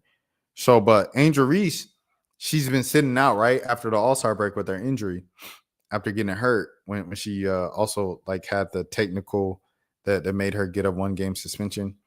Anyways, she came back for one particular game in Washington, D.C. to play the Mystics on the road because her grandma never saw her play. The very next game, she was out again with the back injury. So it was like, I looked at that as, okay, she decided to push through the pain and the injury and everything for the sake of her family seeing her. I think Caitlin Clark would have did something similar if she wasn't really hurt during All-Star, but she didn't. She continued to sit out. But some people are coming out with this thing that Caitlin isn't as hurt as she lets off because she's jumping on the sideline and everything like that. And I guess they might even be looking at, okay, we got a new CBA coming. We're really about to get paid next season. But I don't see Caitlin Clark sitting out the rest of the season, dog. Like, she has to come back before playoffs. She's too competitive. She's too much of a competitive person. Have you seen the video where she kicked the football so hard with her right foot? No groin injured players kicking the football. It's kicking the football that hard. Man, look, bro, look. Hey, man, if she said, like I said, if Caitlin really wasn't hurt, that's the thing, bro. Hold on. Let me switch to another tab in the meantime. Hold on, give me a second. Because I want to, hold on. Okay, never mind. It's staying down. But yeah, if she really wasn't hurt, she would have pushed through and did the 3-point contest in an All-Star game in Indianapolis, bro. For the hometown fans, she would have did that if she wasn't really hurt, and then she would have went back to being on the injury report. So I see the argument. Okay, we got a new CBA coming. I'm gonna get way more money next season. Why risk it by getting hurt? I get it. Why risk it from a serious injury, right? I understand it. At the same token, we got playoffs coming up in like a month. I don't think Caitlin Clark is gonna, just sit out a month before playoffs willingly instead of helping her team with playoff seeding and helping this team get past the first round, winning a playoff game, et cetera, all of those things. Because at the end of the day, she's an extremely competitive person. So I don't think she's faking it. But I see why people will come up with the conspiracy that she is. Faking it or not, for Caitlin Clark and Angel Reese or whoever, Cheryl Reeve is a psychopath. And I don't think Angel's faking it, by the way. C. Gazer said she might have been hurt at the All-Star game week, but she clearly has recovered and is game ready now. The team does not want to play her. Let me see if there's anything on it. If there's an injury update. I'm stacking my ones on the Tuesday. I'm getting that paper. I'm stacking my ones on a Wednesday. I'm getting my paper. So how do the Hindu Times say she has a date that's set and CBS says she doesn't have a date that's set? That doesn't even make no sense. Sophie Cunningham talking. I don't care what. So Sophie is not the doctor. Yeah, there's no timeline. She will miss her 6th straight game on Friday. She's been limited 13 games this season due to her injuries. So there is no timeline. There is no update. Rest in peace to Greg Glenn III. Y'all be careful with that water, man. Y'all be careful with that water for sure. Okay, next scene. This is just a thing I saw on Elegant Black Women. Don't talk about this out loud.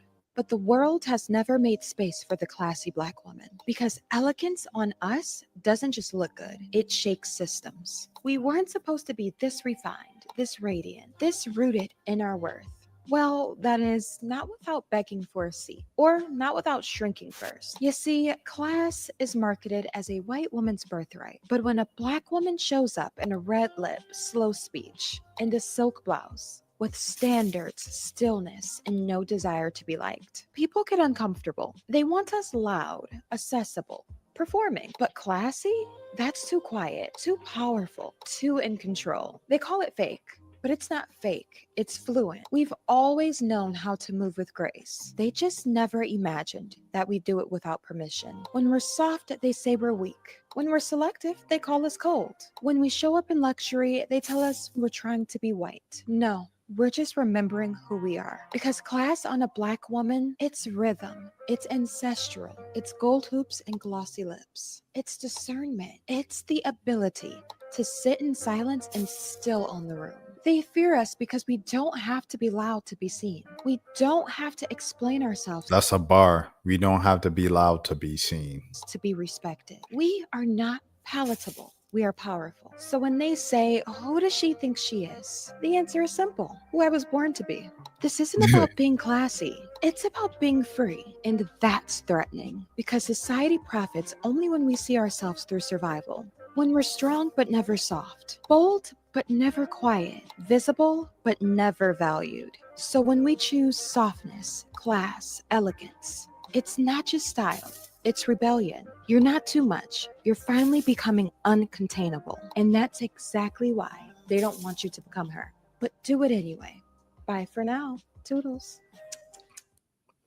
So I became homies or whatever with someone from Spelman, right? Spelmanite.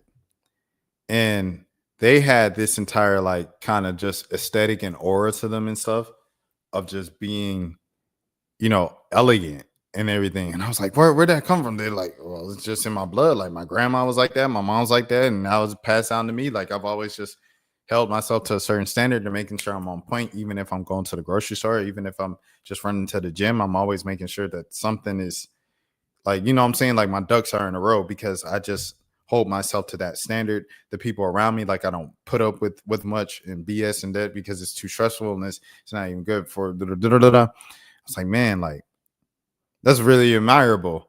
And it was real cool until folks weren't playing me at it. We no longer cool and stuff like that. But the person who made this, shout out to I am Desi. Shouts out to I am Desi. Her hair, bro, sensational, dog. Amazing hair right there. But what she said was a mouthful there, because it's like it goes beyond just Black woman and this and that. It goes to like where I was talking about with Stephen A. Smith. A lot of people are like, what are your thoughts on Stephen A? Stephen A, it's not an issue I necessarily have with him, but it's kind of like what he represents. Him being the top paid guy at ESPN, it shows like young Black kids following after him. Because remember now, what we just looked at with Nyla Williamson. Nyla, she sees, okay, she's in a STEM program. When she's 11, they put her in a flight simulator, and now she determines that she wants to be a pilot. Like right then and there, like that changes the trajectory of her life, and that's how she's going to serve the nation and everything like that. So it's like if you see it, then you can be it, right? So if I grow up seeing, okay, the top paid person at ESPN is Stephen A, and Stephen A is on there, he the loudest, he throwing around cuss words and things of that sort. I'm gonna think the only way I could be successful in the sports media space as a young Black man is being loud and throwing cuss words in there and every now and again, and that's how I'm going to be seen. So it's like that's what a lot of kids will pursue if they never had someone like, hey, young man, this is actually what sports journalism is, and if you want to move up, here's the ways that you can move up to become a Chris Rim. Shout out to my brother Chris Rim and everything like that, to become someone who just moves in a way that is the way to kind of do it. And there's no blueprint to anything, right? Like you do things, you get things the way you get there. But the thing that I'm trying to say is you can get to places. It is a stereotype. Even C Gazer, shout out to my dog. Hey, I'm rock with C Gazer, bro. I'm rock with C, bro. You know some, man. Shout out to China. Shout out C Gazer, bro. But yeah, it's a stereotype, exactly. So it's like Chris Rim, he got up there from internships like New York Times internship, where he's covering things and he's writing articles and he's learning the basics of interviewing. He interned with us and everything like that a few years ago. He interned over here. He did a fellowship here, a thing here. And then he worked his way up. He worked with the Falcons for a little while, wrote for them, and okay, got acclimated with the NFL. Then got offered the job at ESPN to cover the Chargers. He's written for the Chargers, stayed down as a beat reporter for the Chargers. And because of that, since he's working for ESPN, when they want to put him on air, they put him on there. And now this is a fine, representation of a young black man who is just smart. He's just smart, bro. You know what I'm saying? He's just smart. He writes, he does his homework. He asks great questions. He writes good stories. And, now they have prepared him to be presentable on air, to speak, to articulate himself in a way that comes across and is passable for all Disney employees. So with that, it's like, that's the way sports journalism is supposed to be. It's supposed to be Chris Rim. If you want to show the kids, okay, here, you want to do sports journalism as a young black man, Chris Rim is an example to look at. Terrence Moore is an example to look at. Who my boy that wrote the Curry books, that teaches at Morehouse. He used to teach at Morehouse. Curry book from Davidson guy. What was his name? What's my guy's name? From Davidson Underdog. We can't find that. Dang, they took down that dude's book, whoever it was. But this my guy. And he's on Around the Horn and First Take and all that. Cool dude. Another example is Bomani Jones, obviously. So like, be a Bomani Jones, be a this person. It's cool to be smart, bro. It's cool to be smart. And you don't have to be to make it in sports media. I say all this to go back to the thing of elegance, a black woman elegance. Like, it's not about a black woman thinking she's better than you or this or that. It's just a black woman just like being herself and showing and giving herself respect and everything like that, and showing like, okay, the country can show me respect as well. Society can show me, because I respect myself, and it radiates against different people. That might not be the way that you typically see black women, but it doesn't matter the way the image of black women you have in your mind. I'm going to show up as this because I value myself. I did study in college and I had several credits in sociology, though I'm not good at it. Hey, you good enough, bro. You picked that up. Shouts out to Buddy. Shouts out to C Gazer. Shouts out to China. Gazer. All right, next, man. Sierra and FBA. So now we really get into some stuff. We really get into some stuff here. So Sierra posted these new pics after becoming a citizen of Benin. She traced her heritage, her lineage back to Benin in Africa.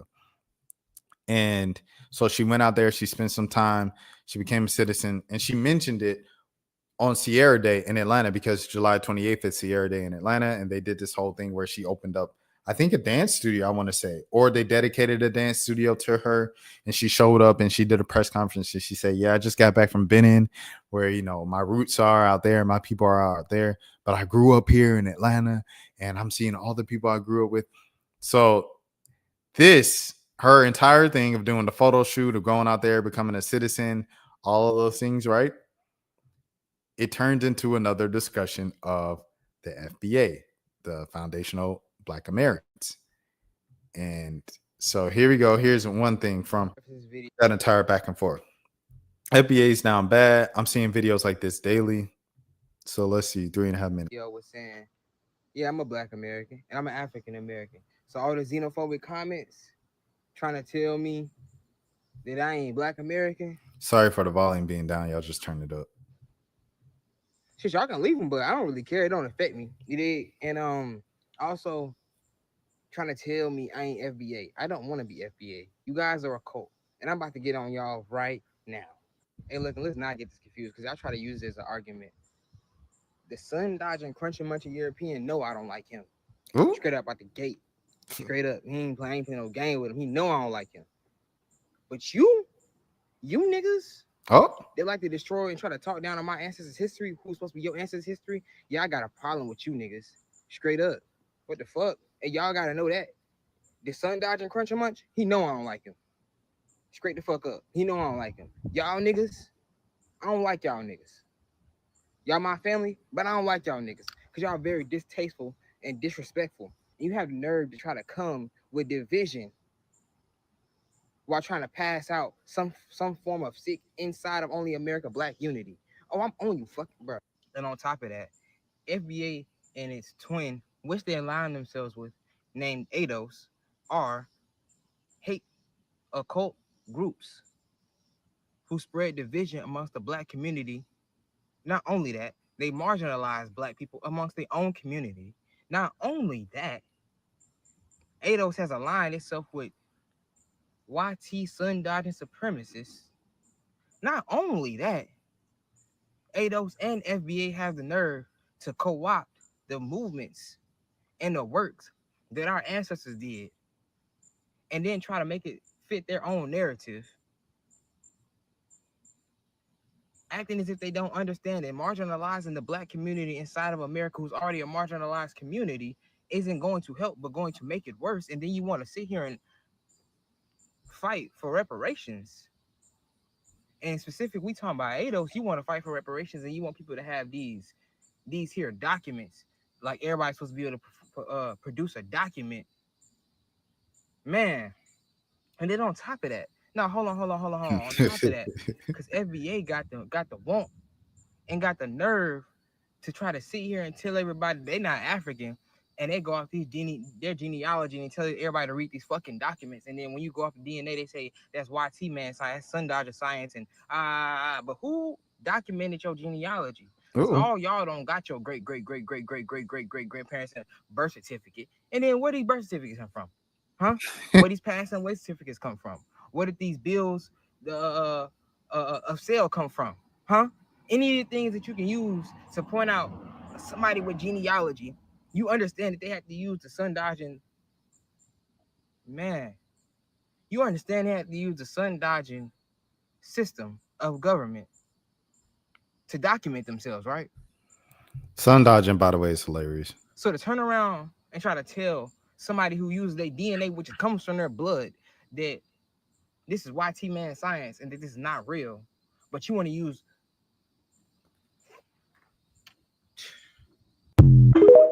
I mean, he makes a lot of great points there, bro. He makes a lot of great points there. I think it's a weird. I just feel like it's a weird development of like, we were Native Americans, we were this, we didn't come from Africa. It's weird. Like, it's like, where did all this animosity come towards Africans? And then, you know, like the Essence Festival thing, but that was a whole thing. I will say this. I obviously am a Black American. My culture is Black American, everything like that.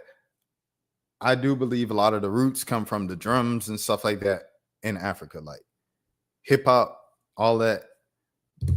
The drums and stuff like that in Africa have kind of correlated to hip hop and soul music and dance music, everything like that. House, everything with some rhythm in it, with Black people music, which is everything in America. Everything got rhythm in it because we are the rhythm in it and stuff like that. We have the soul that comes from us in Africa. Like, everything traces back to us in Africa. So it's like,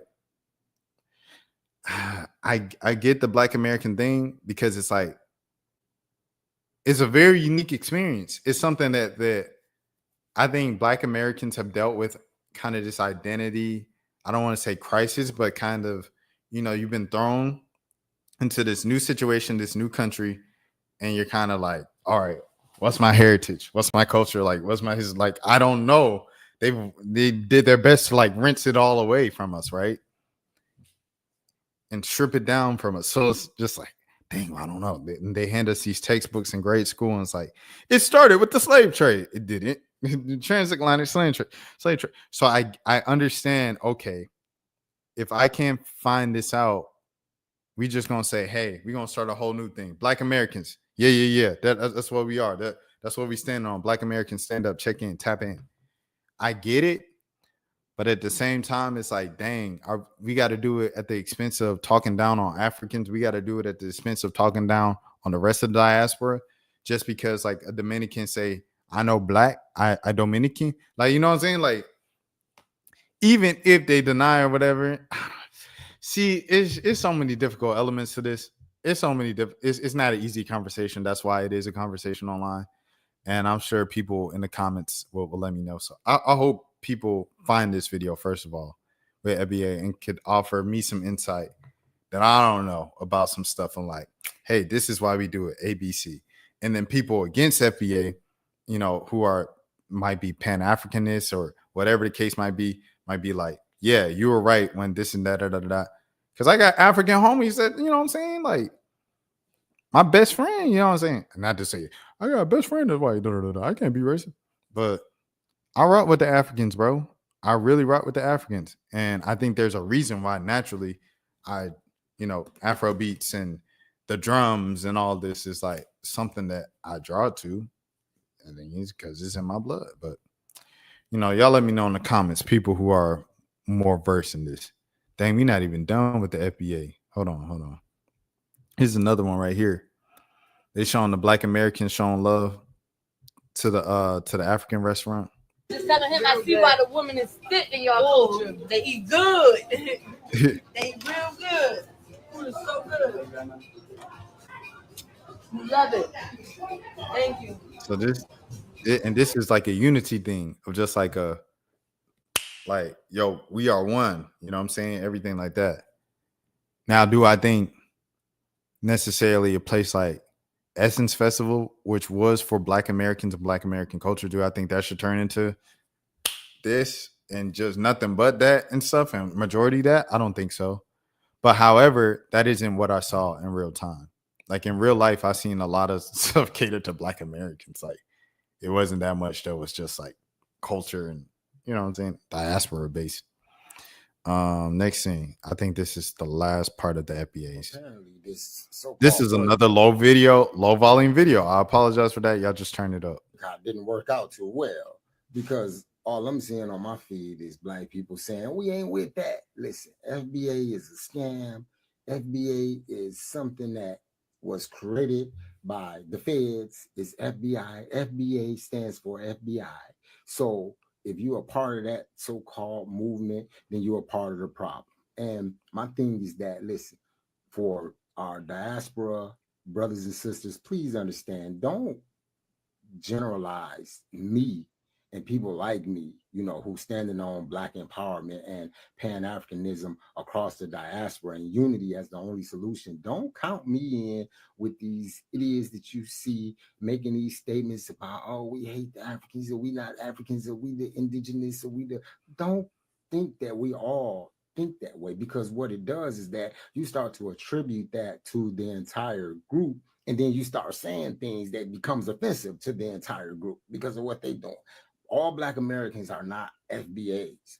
All Black Americans don't think like that. All Black Americans don't use that terminology. In fact, that is a manufactured movement that was literally designed to create division amongst Black people. So don't think that that's all of us. Most of us don't think that way. Most of us ain't on that. If we talking about boycotting anything, it's going to be this oppressive, racist system that, has been wrong in us since the beginning. If there's a boycott, it's going to be a boycott of that. And if there's energy being put into anything, it's energy being put into unity and developing our own institutions and self-reliance. If you're not pushing out that type of energy, then there's not even a need for a conversation. But all I've been seeing August 1st, and they say this is Black August, so power to the people. But all I've been seeing on my feed, I ain't never heard of no Black August. Shout out Black August.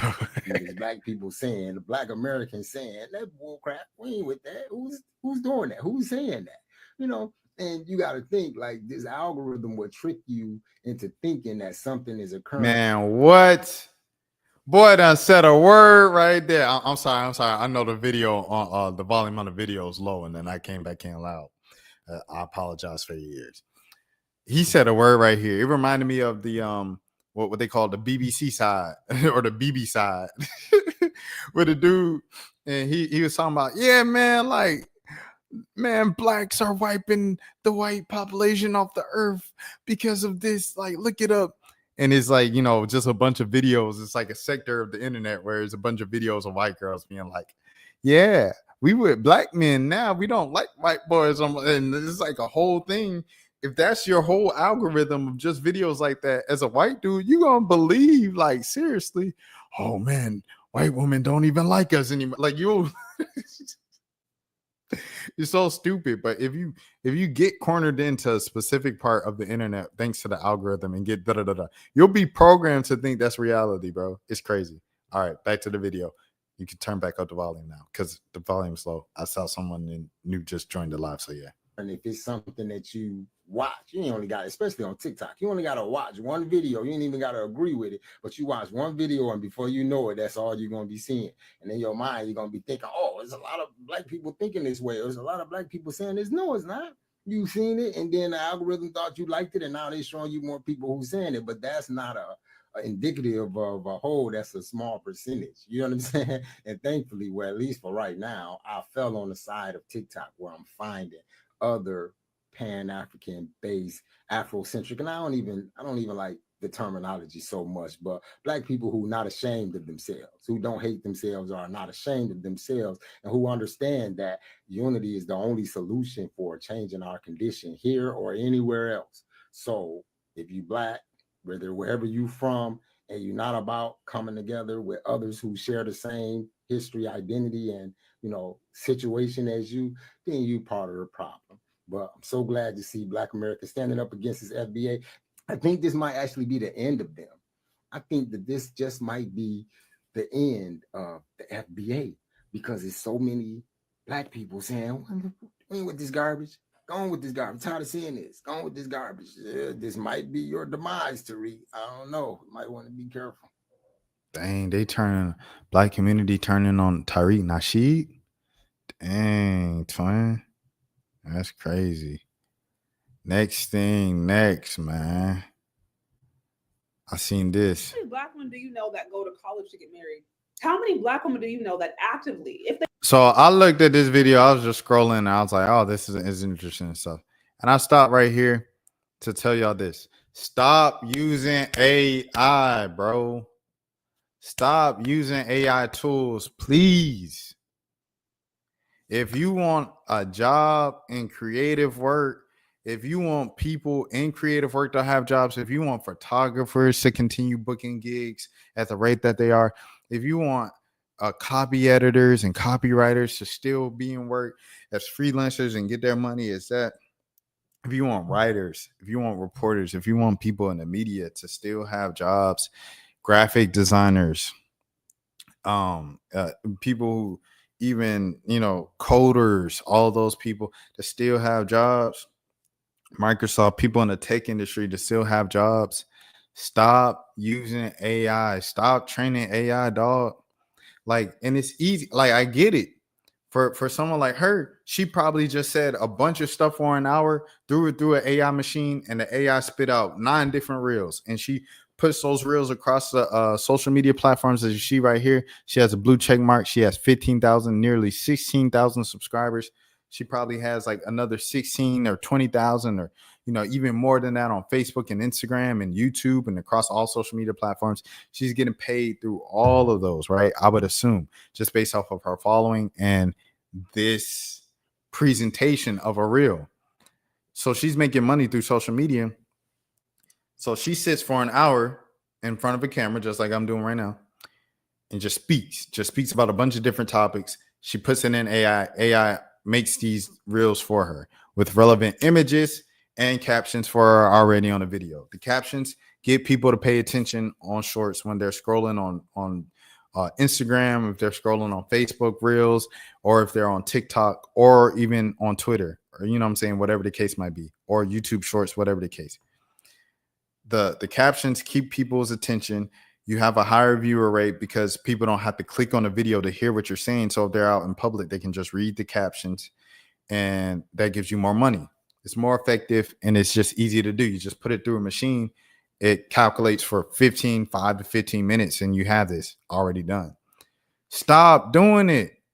It's very tempting to do it because you just pay a $5 fee a month to do it. It spits it through the machine.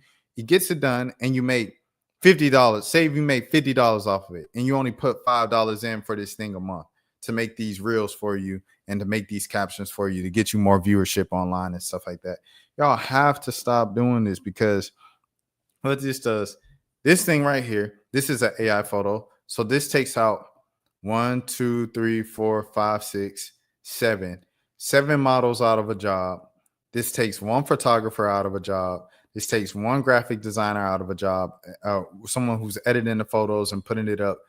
And this is that's 8 jobs right here, bro. It's 8 jobs you're taking away from, bro. This guy's talking about a serious problem in the social media algorithm. The algorithm is created by big techs. They use the algorithm to push certain agendas and inflate certain beliefs. 100%. Inflate certain beliefs into people's minds before they even know it. 100%. Clickbait. It's called clickbait. Clickbait earn creators make money. So everyone's doing the same. Y'all have to stop this, bro. Like I say, you pay $5 for the little AI service each month, and you just put your videos through there, and it creates 10 reels for you and talking for an hour like this. And the 10 reels make you $50, and you put in $5. So you 10 times that investment. I get it. It makes sense, but like you put mad people out of business doing stuff like this, bro. I feel like if you ain't got the time if you don't have the funds to pay someone to do it, right? To go through your hour-long thing and clip it up and make clips for you, if you don't have the money to pay for it, and you don't have the time to make the reels yourself and clip up your own content, because y'all know I edit everything myself. I'm saying this because I used to use the AI thing for the captions. When people was like, use captions on your videos, it's going to get you more views on the shorts. And it was getting me a lot of views up the beginning. But then they was like, we charging for it. I was like, oh no, we ain't doing that. I ain't paying no $5 for it. That was the whole point of doing the AI. It was quick. But I stopped doing it because it's just AI, bro. I was taking away jobs from folks. If you ain't got the time to edit your own reels on social media and upload them and stuff, you probably shouldn't be doing it. And if you don't have the money to hire someone else, you should either do it yourself or don't do it at all. But don't cheat the game, bro. And don't cheat actual people who are putting in hard work. Like, because you're human too. You're literally fighting against yourself when you do this. When you're paying, you know what I'm saying? So that's what I had to say. It's nothing about why black women aren't married young. I was just watching that just to see what she was talking about. And then I seen the pictures and I was like, this is what I want to talk about. The AI, bro. Stop feeding into AI, bro. Because the more you feed into it, the more you use it, the better it gets. The more they like test run with dummies and stuff like that of us. And it just makes it better and better. And then takes away more and more jobs. If you're trying to get back right, I don't know. You're moving against the campaign. I have a story. No, I'm gonna even say this. I don't even know if you could speak down on Elon Musk for what he's doing with Grok in South Memphis of the people, and put in those, I'm saying all that stuff in the air and everything like that, and making people get asthma and lung issues and breathing issues and all that. I don't know if you can speak down on that and say, oh, Elon Musk did that. And then you turning yourself into a cartoon, or throwing you talking about certain situations for an hour and putting it through the AI machine to make you 9 different reels to make you $50 on social media when you're $5. I don't know if that makes you any better, bro. What is the difference between you and Elon when y'all, you know what I'm saying, use these things? So that's what I have to say, bro. I'm still anti-AI. If that makes me an old man who's still like, the typewriter, I'm not using Microsoft Word in 2001. I'm using the typewriter. If that makes me him, I'll be him, bro. I'll be him 100%. I'll be 40 years old and you saying I'm stuck in 2018. I'll be that if I have to be that. But stop feeding into these robots, bro. I don't even feel right in Walmart. Oh, I got to pull this up just to know that I'm still on this topic. I don't feel right in Walmart or any other place where I go self-checkout instead of just standing in line with a person, bro. Because it's like, I feel like every time I opt to go self-checkout instead of the person in line with the long line, the cashier, the 2 cashiers now at every store, Walmart, Target, whatever the case might be. When I used to go to Target, if you know, you know. But I feel like I'm encouraging Walmart to continue to invest more in self-checkout as opposed to giving me more cashiers and giving more young people jobs in the community and giving people who just need a job or a side hustle or so-and-so a part-time check at Walmart. it's just crazy, dog. Like, I don't even like that, dog. I think there's a widespread abuse of AI in many situations. You do not want to use AI. 100% C Gazer. I want humans to have jobs because I'm a human. And if I'm training like for humans not to have jobs, shoot, what's going to happen to me and my family? We all humans. We just talking about being foundational black people and everything like that. Okay, at the bottom line, we all humans, bro. And I want humans to have jobs, dog. I want my family, my loved ones, my friends, my classmates to have jobs and be able to eat. That's what I want. So yeah. This is from Asia. Like I said, shouts out to Asia. She said, protect all women in all sports. This is disgusting and disturbing. Gabby Thomas made a video like this. Also, it happened to her, Livy Dunn. And there are so many that need security. This is unacceptable. So let me see. Time for you. It's a little weird, but I know it's happened to some other female athletes. So I wanted to talk about it because I think something needs to change, and it's just a little weird. As many of you know, I was in Chicago yesterday for Big Ten Media Day, but I actually ended up going to Chicago a few days before that to visit some friends. And when I got off my plane in Chicago, I had 2 men waiting for me, and they had me sign about 50 to 60 photos of myself and ask me for multiple pictures. Bro, what? And no, before anyone asks, I was not posting that I was going to be in Chicago 3 days earlier than I was supposed to be. Oh, no. And my flight was actually delayed out of Lincoln by 5 hours. And when they were waiting for me and when I was signing the photos, they apologized for the shitty travel day that I had and how much of a horrible delay it was. So they knew my exact flight number, which is a little weird. And of course, I ended up signing the pictures and taking the pictures because I didn't know what else to do. And I was scared. And I know this has happened to Livy Dunn and Gabby Thomas. And I spoke to Livy about it. And obviously, we have no idea how these men know what flight we're on. But what we do know is that it's happened to all 3 of us at the Chicago airport. And I know me posting this video isn't going to stop weird people from doing that. But if anyone has any advice on what to do or any ideas of how this could be happening, please let me know, because I'm really not trying to have this happen again. Someone in Chicago snitching. Someone at the Chicago O'Hare is snitching. You can't even get to an airport gate without going to TSA and security and everything like that. So to be waiting for someone as a flight lands, you know what I'm saying? Someone snitching at the airport, one of the airport employees. Anyways, thank you for listening. And if you're one of the guys that asked me to sign a photo, you're weird. Ooh. Okay, well, there's that. I don't know who this young lady is, but, you know, definitely protection for her and everything like that. Sorry you had to deal with that. And I hope things, you know, continue to get better. I have a story time for you. To protect women in all sports. Security is definitely needed. Y'all get security. Once y'all get to a certain level of fame, get some security. In the social media age, because people find, I don't know, bro. It's weird now. AI is called has a problem called hallucination. In the simple terms, is that AI make up stuff. They do not know that stuff, and AI make up stuff anyway. AI never tells you that they do not know and stop. Yeah. They don't know when to stop. AI doesn't know when to stop. They just make up stuff, and you know, it gets OD. But we feed it to get better every time we use it. That's why I'm just against it, dog. He said, this is why I use DeepSeek. DeepSeek shows you the interference process, so you know that it does not know that it's making up stuff. Yeah. Shout out DeepSeek. Shout out yeah, man. Shouts out for sure. But yeah, with this situation and the women's sports in general, I know it was a conversation with Juju Watkins was talking with Flau'jae. Flau'jae had a stalker, and the dude was outside of the practice. He's like, "Did you get the letters I wrote you?"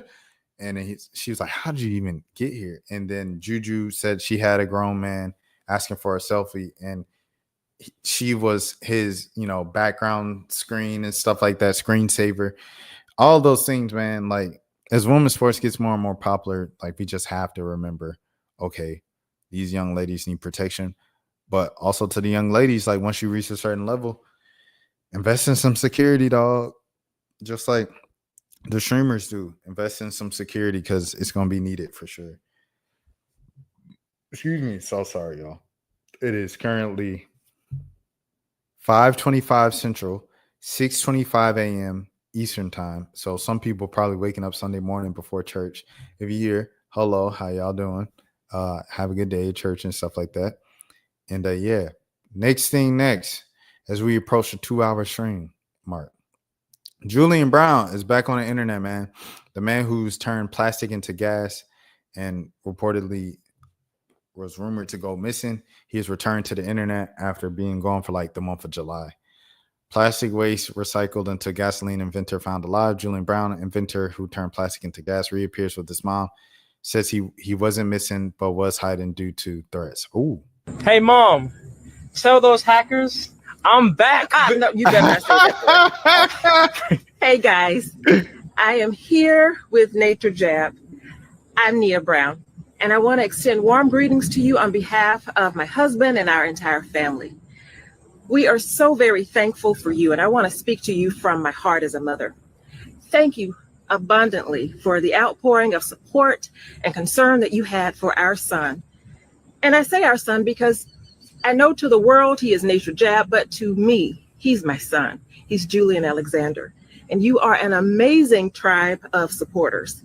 When you thought he was missing, the support that you gave was just phenomenal. It really blew my mind. But because we saw without any doubt, you made it abundantly clear that Julian is important to you. As a family, we think it's important that you understand what happened. First of all, Julian was never missing. He was not suicidal. He was not in some institution or so many of the other things that we have heard. But here is the truth. Julian has received terroristic death threats, cryptic threats. Dang. Where's the full video on this? Did he post a full video? The link or anything? Ain't got no full video. Like, hey, Mom. Like, I wish when people post clips like that, they will post at least a link to the full video. But here's his Nature Jabs page. Julian Brown, get natural and working deodorant I make. He put in all caps working. That's funny. Enough said. Nature Jabs, nuts for hackers is funny. I always work. I always build. Nothing's gonna stop that. But I promised you guys in my last video, I'm still working. I'm still building no matter what. Let me show you all the progress I've been making in the shadows. Let's go. So first and most obviously, I finished this top continuous feed chamber with new mounts. I ended up getting an air impact wrench to go ahead and tighten down these. See, Gazer, there's a pattern, especially like in America, of like people who have these inventions that will change like billion-dollar industries. And for some reason, they're kind of linked to being no longer on this earth. Like randomly deleted, unalived, all of the following on the earth. So what Julian created, he invented a system that turned plastic into gasoline. Like, so you could turn plastic, and whatever he did is like a liquid form thing that he turns the plastic into. You could pour it into your car, into the gas tank, and the engine will run. The gasoline industry in the world is like one of the more profitable things. It's like gold, gasoline, gas, all that stuff, right? Like oil, which is, gas and stuff like that. So it's like, if this dude does this and you cut this much into the gas, you know what I'm saying? The business, man, it ain't gonna be pretty. You know what I'm saying? For the people who own oil and drill oil, like that's like their whole livelihood. That's how people build dynasties and stuff like that for their family. So that's why it was kind of believable. Okay, he received threats online that we were going to end your life and everything like that. Like, that's why it makes sense. Or it's like believable. You know what I'm saying? So, yeah. 7/8 grade 5 bolts here. And it turns out that because of the raised faces between these flanges, there's always a gap no matter what we do. But they're sealed. I've also finished installing. He said, similar processes exist a lot of the time. No need to threaten him. The problem is that none of them is profitable to do. It requires too high of energy input. the given amount of gasoline generated. 100%. He said, it is not economical to do. No conspiracy here. The motor. He said it ain't cheaper. You gotta build all these machines and stuff like that for a gazillion dollars just to make a little bit of gasoline, just to make so you can get from one part of the street to the other side of the road. He said it ain't even a threat yet. And the shaft mount for the blades inside the continuous feed chamber.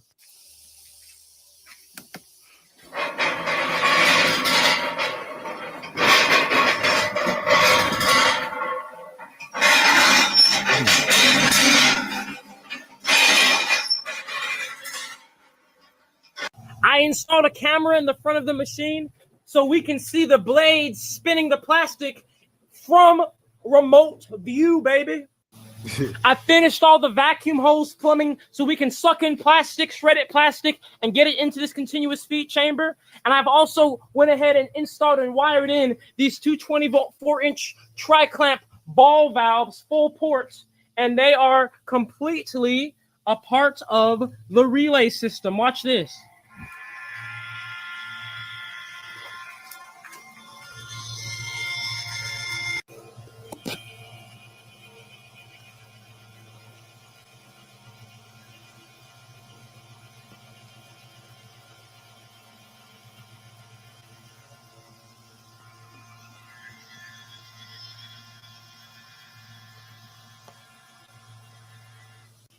They're a little bit slow, but now I can open and close these valves completely remotely. My good guess, accounting for Murphy's Law, will say that I have about one more week of hard work before this machine will be running, right in the first week of August. So let's do it. Now let's get to all the stuff that happened. Shouts out to my boy, man. This man right here, bro. He's special, dog. He said they can't stop the campaign. I will always work. I will always build. Nothing will stop me. You better talk that talk, man, brother. Julian Brown, man. Natural Jab, my dog. Entrepreneur. Pioneer. Reeve. Man, salute this man. Salute this young brother. I want to interview him. That's what I want to interview him, bro. That's what I want. Julian Brown, if you or your mother are watching this right now, I want to interview. I'm shooting my shot. I want to interview. I want to bring you on the channel. I want to talk about, like, where'd you even think of this stuff? Like, when'd you? I don't know. I want to know, bro. You dope to me, dog. Last thing, man. W2 hour stream, 2 hours in this thing, man. Elliot Wilson is talking 5.5 minutes about how he's upset that Tyler Creator didn't speak to him. Elliot, before I even start this, Elliot, I get when you were upset at artists and big artists going to streamers. I understand that because you're like, they're not journalists, they're not this, they're not that, they're not that. Why don't you go to a journalist? Even if it's not me, go to so-and-so. You being upset about a big artist going to another journalist, another form of traditional media, but it's not you. It's telling, bruh. You're not beating the hater allegations. I don't know if Jeremy Heck call him out on this. We're gonna see if Jeremy Heck calls him out on him, keeps him true. Like, you're not beating the hater allegations, Elliot. And Elliot Wilson is a friend of the channel. DJ Head, I've interviewed DJ Head before too. And who else? Like, and you know, I've interacted with Jeremy too. So yeah. Shouts out to all three of them, the bigger picture. Let's see what Jeremy says when Elliot Wilson complains about not being able to interview Tyler Creator. Again, by the way. We move on from Freddie. Too much in this shit. Fuck that. We gotta talk about Why should we accept Tyler made the third best album of the year? Isn't that wrong by saying that? Like, Tyler should be competing for the top spot. No, but the thing, he's clearly third. But the thing about Tyler, and he said this in it's a tour album, Elliot. Interview. And I think he was directly. I think he was directly responding to Elliot Wilson's critique. He's saying, "Let him finish talking." He's going to high 97. Let him finish talking. What year is this? What Tyler Creator is basically saying is that sometimes, all the irony, when you have something brewing and you have an idea, if you don't get it out into the world, you're never gonna let it go. And no one would ever receive this music. Aren't we more happy to receive this project and not have the expectations of it being a incredibly conceptual classic album and just enjoy it than never get it? You fell for that bullshit. I told you that beforehand. I said he had an idea. It's a tour album. Elliot, you should know more than anybody else. If you create a a mixtape, an album on tour, bro. It happens, dog. Like, it's a thing, bro.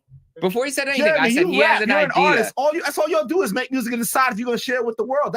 He's not a fucking rookie. He's been doing it his whole fucking career. Yeah, exactly. It's Maybe so he's tired of doing the this big may sit in my rollout. hard drive. It may come to you. It's like you're an artist. So That's your put it out. decision. What are you really mad about? Him dropping this album that we shouldn't have dropped it after the fucking Chromacopia tour. He didn't was want to be over. in two worlds. And stop giving Hot 97 interviews like it's fucking 1999. Giving Hot 97 There we interviews. go. Why is he at Hot 97? You got to go to the core of the issue sometimes. Yes. I lost another Tyler interview and I'm not happy. You had the best interview last year. He didn't do any other interviews. Are you rubbing salt in my wounds? No, but I'm saying you got the interview last year. You did it last time. You got the one. What? Nobody else got those This Tyler gonna interview be- last this time. is gonna be one of them episodes. You just explained why I'm No, but you mad. shouldn't be because you got the one last year. For example, like when you had. That's like saying you used to fuck her. No, Like I'm saying, like if you. What does that mean? That's not the same. That's not the same. It's like you had a great relationship with her last Elliot, year. you used to and be you dope. ended on good You used terms. to be number 5 on the list. Oh now you're my number gosh. 17. There we go. There we go. Man. I know you fell 12 slots, but okay, you still the How can y'all take any list seriously that has Kai Cenat number 1 when Kai Cenat himself says, please stop considering me hip hop media? Kai Cenat is on stream every day begging for y'all to stop considering him hip hop media. It's just a man who like accidentally became important at work. That is Kai Cenat. He's telling you every single day. And how the list put him at number 1 2 years in a row. How can you take a list like that to heart? Oh, let's Elliot Wilson. take a deep breath. Friend of the channel. Because heads Nah, that's meditating. okay. Okay, Zen, on 3. okay. Inhale the future that you hope to have, and exhale the past that you no longer need. We need Okay, like a ready? Debbie Dev hotline. 1, Where's Debbie Dev? 2, Can we just have a 3. Debbie Breathe Dev in. hotline? Can we clear Debbie Dev? Can we find budget for Debbie Dev? We should have Debbie Dev on call. For you. Is that yes? Oh, if somebody else, rare occasion, Jeremy may need her. You may No. need her for meditation. We good. Okay, let's play the clip and then So you we'll don't come take back. it personal when rappers go to other platforms. No, it's not about me. It's about the But art. what if you had a okay, put yourself in my shoes. What if No. Jeremy Heck says to you, last Tyler interview went to Effective immediately, and it's a classic interview. Everybody talks about how great it was, and then next album cycle he goes to Hot 97. Yeah. So you what? don't feel away. No. Okay. You hit it already. Why you still want it? See, that's the same girl. What is that? Because the shit was good. What are you talking about? Hey yo. Hey yo. Okay, Man, all like, right. what did I do wrong? What did I miss? Like, what? Why can't I do it again? What happened? What? Okay. No, I don't take it personal when artists choose to go to a platform and talk about their art Hot that they 97? created. They In the created. year of my Lord 2025? Why you have a problem with Hot 97?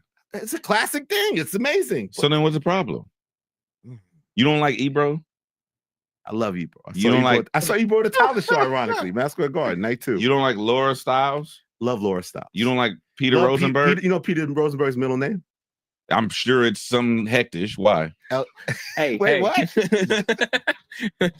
Hey, It's Elliot. It's 1T Elliot. Peter Elliot Rosenberg. Okay. That's my brother. I like Peter. I actually like them all. Well, that's probably why I mean more, man. I love Tyler, but go back to the hard drive shit. I don't like how he explained it. It doesn't make any sense. You as an artist make great art all the time. Artists, even when they're off cycle, as DJ Head will tell you, record music, right? They will put that. So you're constantly as an artist deciding, am I going to put the work I made out to the world? That's not new. Because you get antsy on tour and you want to throw the shit out. It lacks the polish of a Tyler album, which is why we're not saying it's the best album of the year. We shouldn't say the Clips album is so clearly better than this, or Alfredo 2 so clearly better than this. And that's how me and Jeremy Heck feel, at least. And that bothers me. And then it bothers me that Gang picked that outlet instead of me to do an interview. But I'll let it go. What if you weren't even considered? You never considered if you don't get it. Yes. No. Facts. What I'm saying is, you said he picked them instead of you. What if you weren't ever? He picked one outlet, as we say, pick your one trusted source. He chose. So what's wrong with that? There's nothing wrong with it. I just don't like it because I don't get it. What if you're not considered? I must win. I want to win. How is that winning? Getting the interview like I did before, where he's talking about the value of music and It's has all these still, sound it's still bites. hitting right now. You still get hits from Yeah, that okay, so what interview. did you guys think of the interview? I haven't finished it all, but from what I saw, the Same. first I haven't finished it all. Mm-mm. I haven't, so I Picked don't the wrong want to. I don't platform. want to. No, I just don't want to judge. I was out of town, so I only I watched like a little of 20 that minutes shit. of it, So and do was it. good. Go to that platform. I watched a little of it. I saw 20 minutes. I'm going to watch all of it. No, you're not. Yes, Stop I lying. am. I'm a Tyler stan. It's not a mini series. It's one interview. Take the time to watch the shit or not. That was funny. Oh my gosh. I'll let it go. Okay. Let's play the clip. How I feel about this. When I see like people like Anicia or Tony, people I've done multiple interviews with, when I see them on other outlets, I do not feel away because I have Lil Tony is a great example. I don't feel away because I've done multiple interviews with them already. What I would feel away with is if I'm cool with the artist and I really wanted to interview and I reached out for an interview, and then I might see him on like a larger platform. I get it on one end. On the other end, it's like, dang, like folks knowing you. Like I was interviewing you when no one else really, wanted to talk to you like that for real. Like, so now it's like, dang, just because we did a couple before, like you got this new project, you got the, you got a new kind of level of fame. And it's like you prioritizing, larger, the more traditional over me. And not even stopping by me, or saying like, okay, bet, bro, and we don't do it. Like I feel a little way about that, but I get it on the other end. And for me, I don't look at that as, oh man, you did this to me, bro. Like I hate that you gave Big Boy the interview over me. Man, Big Boy is one of Michael Jackson's best friends in the media space. You know what I'm saying? Like, who am I to be mad that Big Boy got the interview over me when I've been interviewing you in Atlanta for, for the past 5-10 years and stuff like that, from 2015, 2018 on. For me, I just look at that as, okay, I understand why you would choose Big Boy over going to me again for a third, fourth, fifth time to do an interview with this newfound fame. What does that mean for me? I just got to work harder and build a platform to where people are excited to come on my platform. And it's not like I'm going to do a solid for my boy Rashad, which you about to see in this outro and stuff like that. But it's going to be like Rashad has built a platform to where, and not to speak in third person, but it's like the name of my channel is my name, Rashad Milligan. But Rashad Milligan's platform has been built enough, big enough eyes to where it's beneficial for both parties, and it's not just for one party. So yeah, what am I getting to with this? It just it's more motivation for me to work harder and to build a larger platform that people are excited to jump on, as opposed to me just complaining about not getting it. I think Speedy, once again, is a great example because we interview a lot of the same people. I know Drewski is someone who I've been trying to interview for a couple of years, and I seen him, I meet him, talk to him, tell him where I'm from. He said, oh yeah, we definitely want to do an interview since you're from the same area. I get his manager's number. Manager never hits me back, just kind of ghosts me. And that's what it was. I see him at other places. I say, Drewski, I try to ask him a question. He ain't, no interviews, brother. Like, that's just how he moves. Okay. Drewski does a full hour sit down with Speedy. Drewski does a full hour sit down with Network Boys. You can go down the list of all the interviews that Drewski's done for an hour plus. For me, that's like, okay, he's obviously open to doing interviews. It's not like he's not open to doing interviews. He just didn't want to do an interview with me. He didn't see the benefit. He didn't see the value of it. So what does that mean for me? I'm not going to get mad at Speedy or anybody else in the media space. I need to work harder to build a platform that Drewski wants to come on. And that, I think that should be everybody's kind of mindset with this and with anything, whatever field of work, line of work that you're in and things of that sort. And that's the difference between a hater and a competitor. Me as a competitor, I'm competitive too, Elliot, and anybody else. I'm one of more competitive people I know. When I see something, I'm like, dang, like DDG gave so-and-so an hour, but he gave me 5 minutes. Okay, shoot. I'm going to work to the point where DDG wants to come do a whole stream with me. He'll spend a whole 2.5 hours or whatever, just chopping it up, reacting to stuff, going over his career, whatever the case might be, because I built that platform. So that's how I look at it, bro. And I think that's how everybody should look at it. Never hate on the next man for getting something that you wanted. Just work harder and put yourself in a position to where it's undeniable. People cannot deny you. Like, you can't say this person doesn't have this and da-da-da-da-da. It's undeniable. Become undeniable. Work for it, and it's possible. With that being said, it's 6:45 a.m. on the East Coast. It's 5:45 a.m. in Central Time. Sea Gazer, I'm not sure. I forgot what time it is. I think it's probably like 5 o'clock for you guys over there in China. And so that means it's like 6 o'clock in Japan. I think I got that all wrong. But Sea Gazer, I appreciate you tapping in. You are now, Sea Gazer is now gang. He's now part of the family and stuff like that for chat. He held it down in the chat tonight. I appreciate it. It was a pleasure meeting you and stuff like that. Meeting you and stuff like that over chat. He's now officially game for the late night streams, early morning streams, late night / early morning streams. He gang. Zero's gang, of course, for late night as well. And then for the usual spot, which is still late night, but earlier in the night, that's SSB, Big Nate, and David. So shouts out to everybody, and Flip occasionally, and today. If it's earlier, if it's like 10, 11 p.m. Eastern time, that's today. 11 to 1 a.m., that's Flip. And then, like I said, the regular crew, the big three, Dan, SSB, and Zero. So with that being said, I appreciate everybody. Anybody watching this right now, we got 3 folks in the chat at 6:47 a.m. all around the world. China's in the building. Sea Gazer's in the building, man. I appreciate y'all for stopping by. Hopefully y'all stop by again. My name is Rashad Milligan. As always, this is the road to 10K subs. I will be live on the channel again tomorrow because I'm live on this channel each and every single day.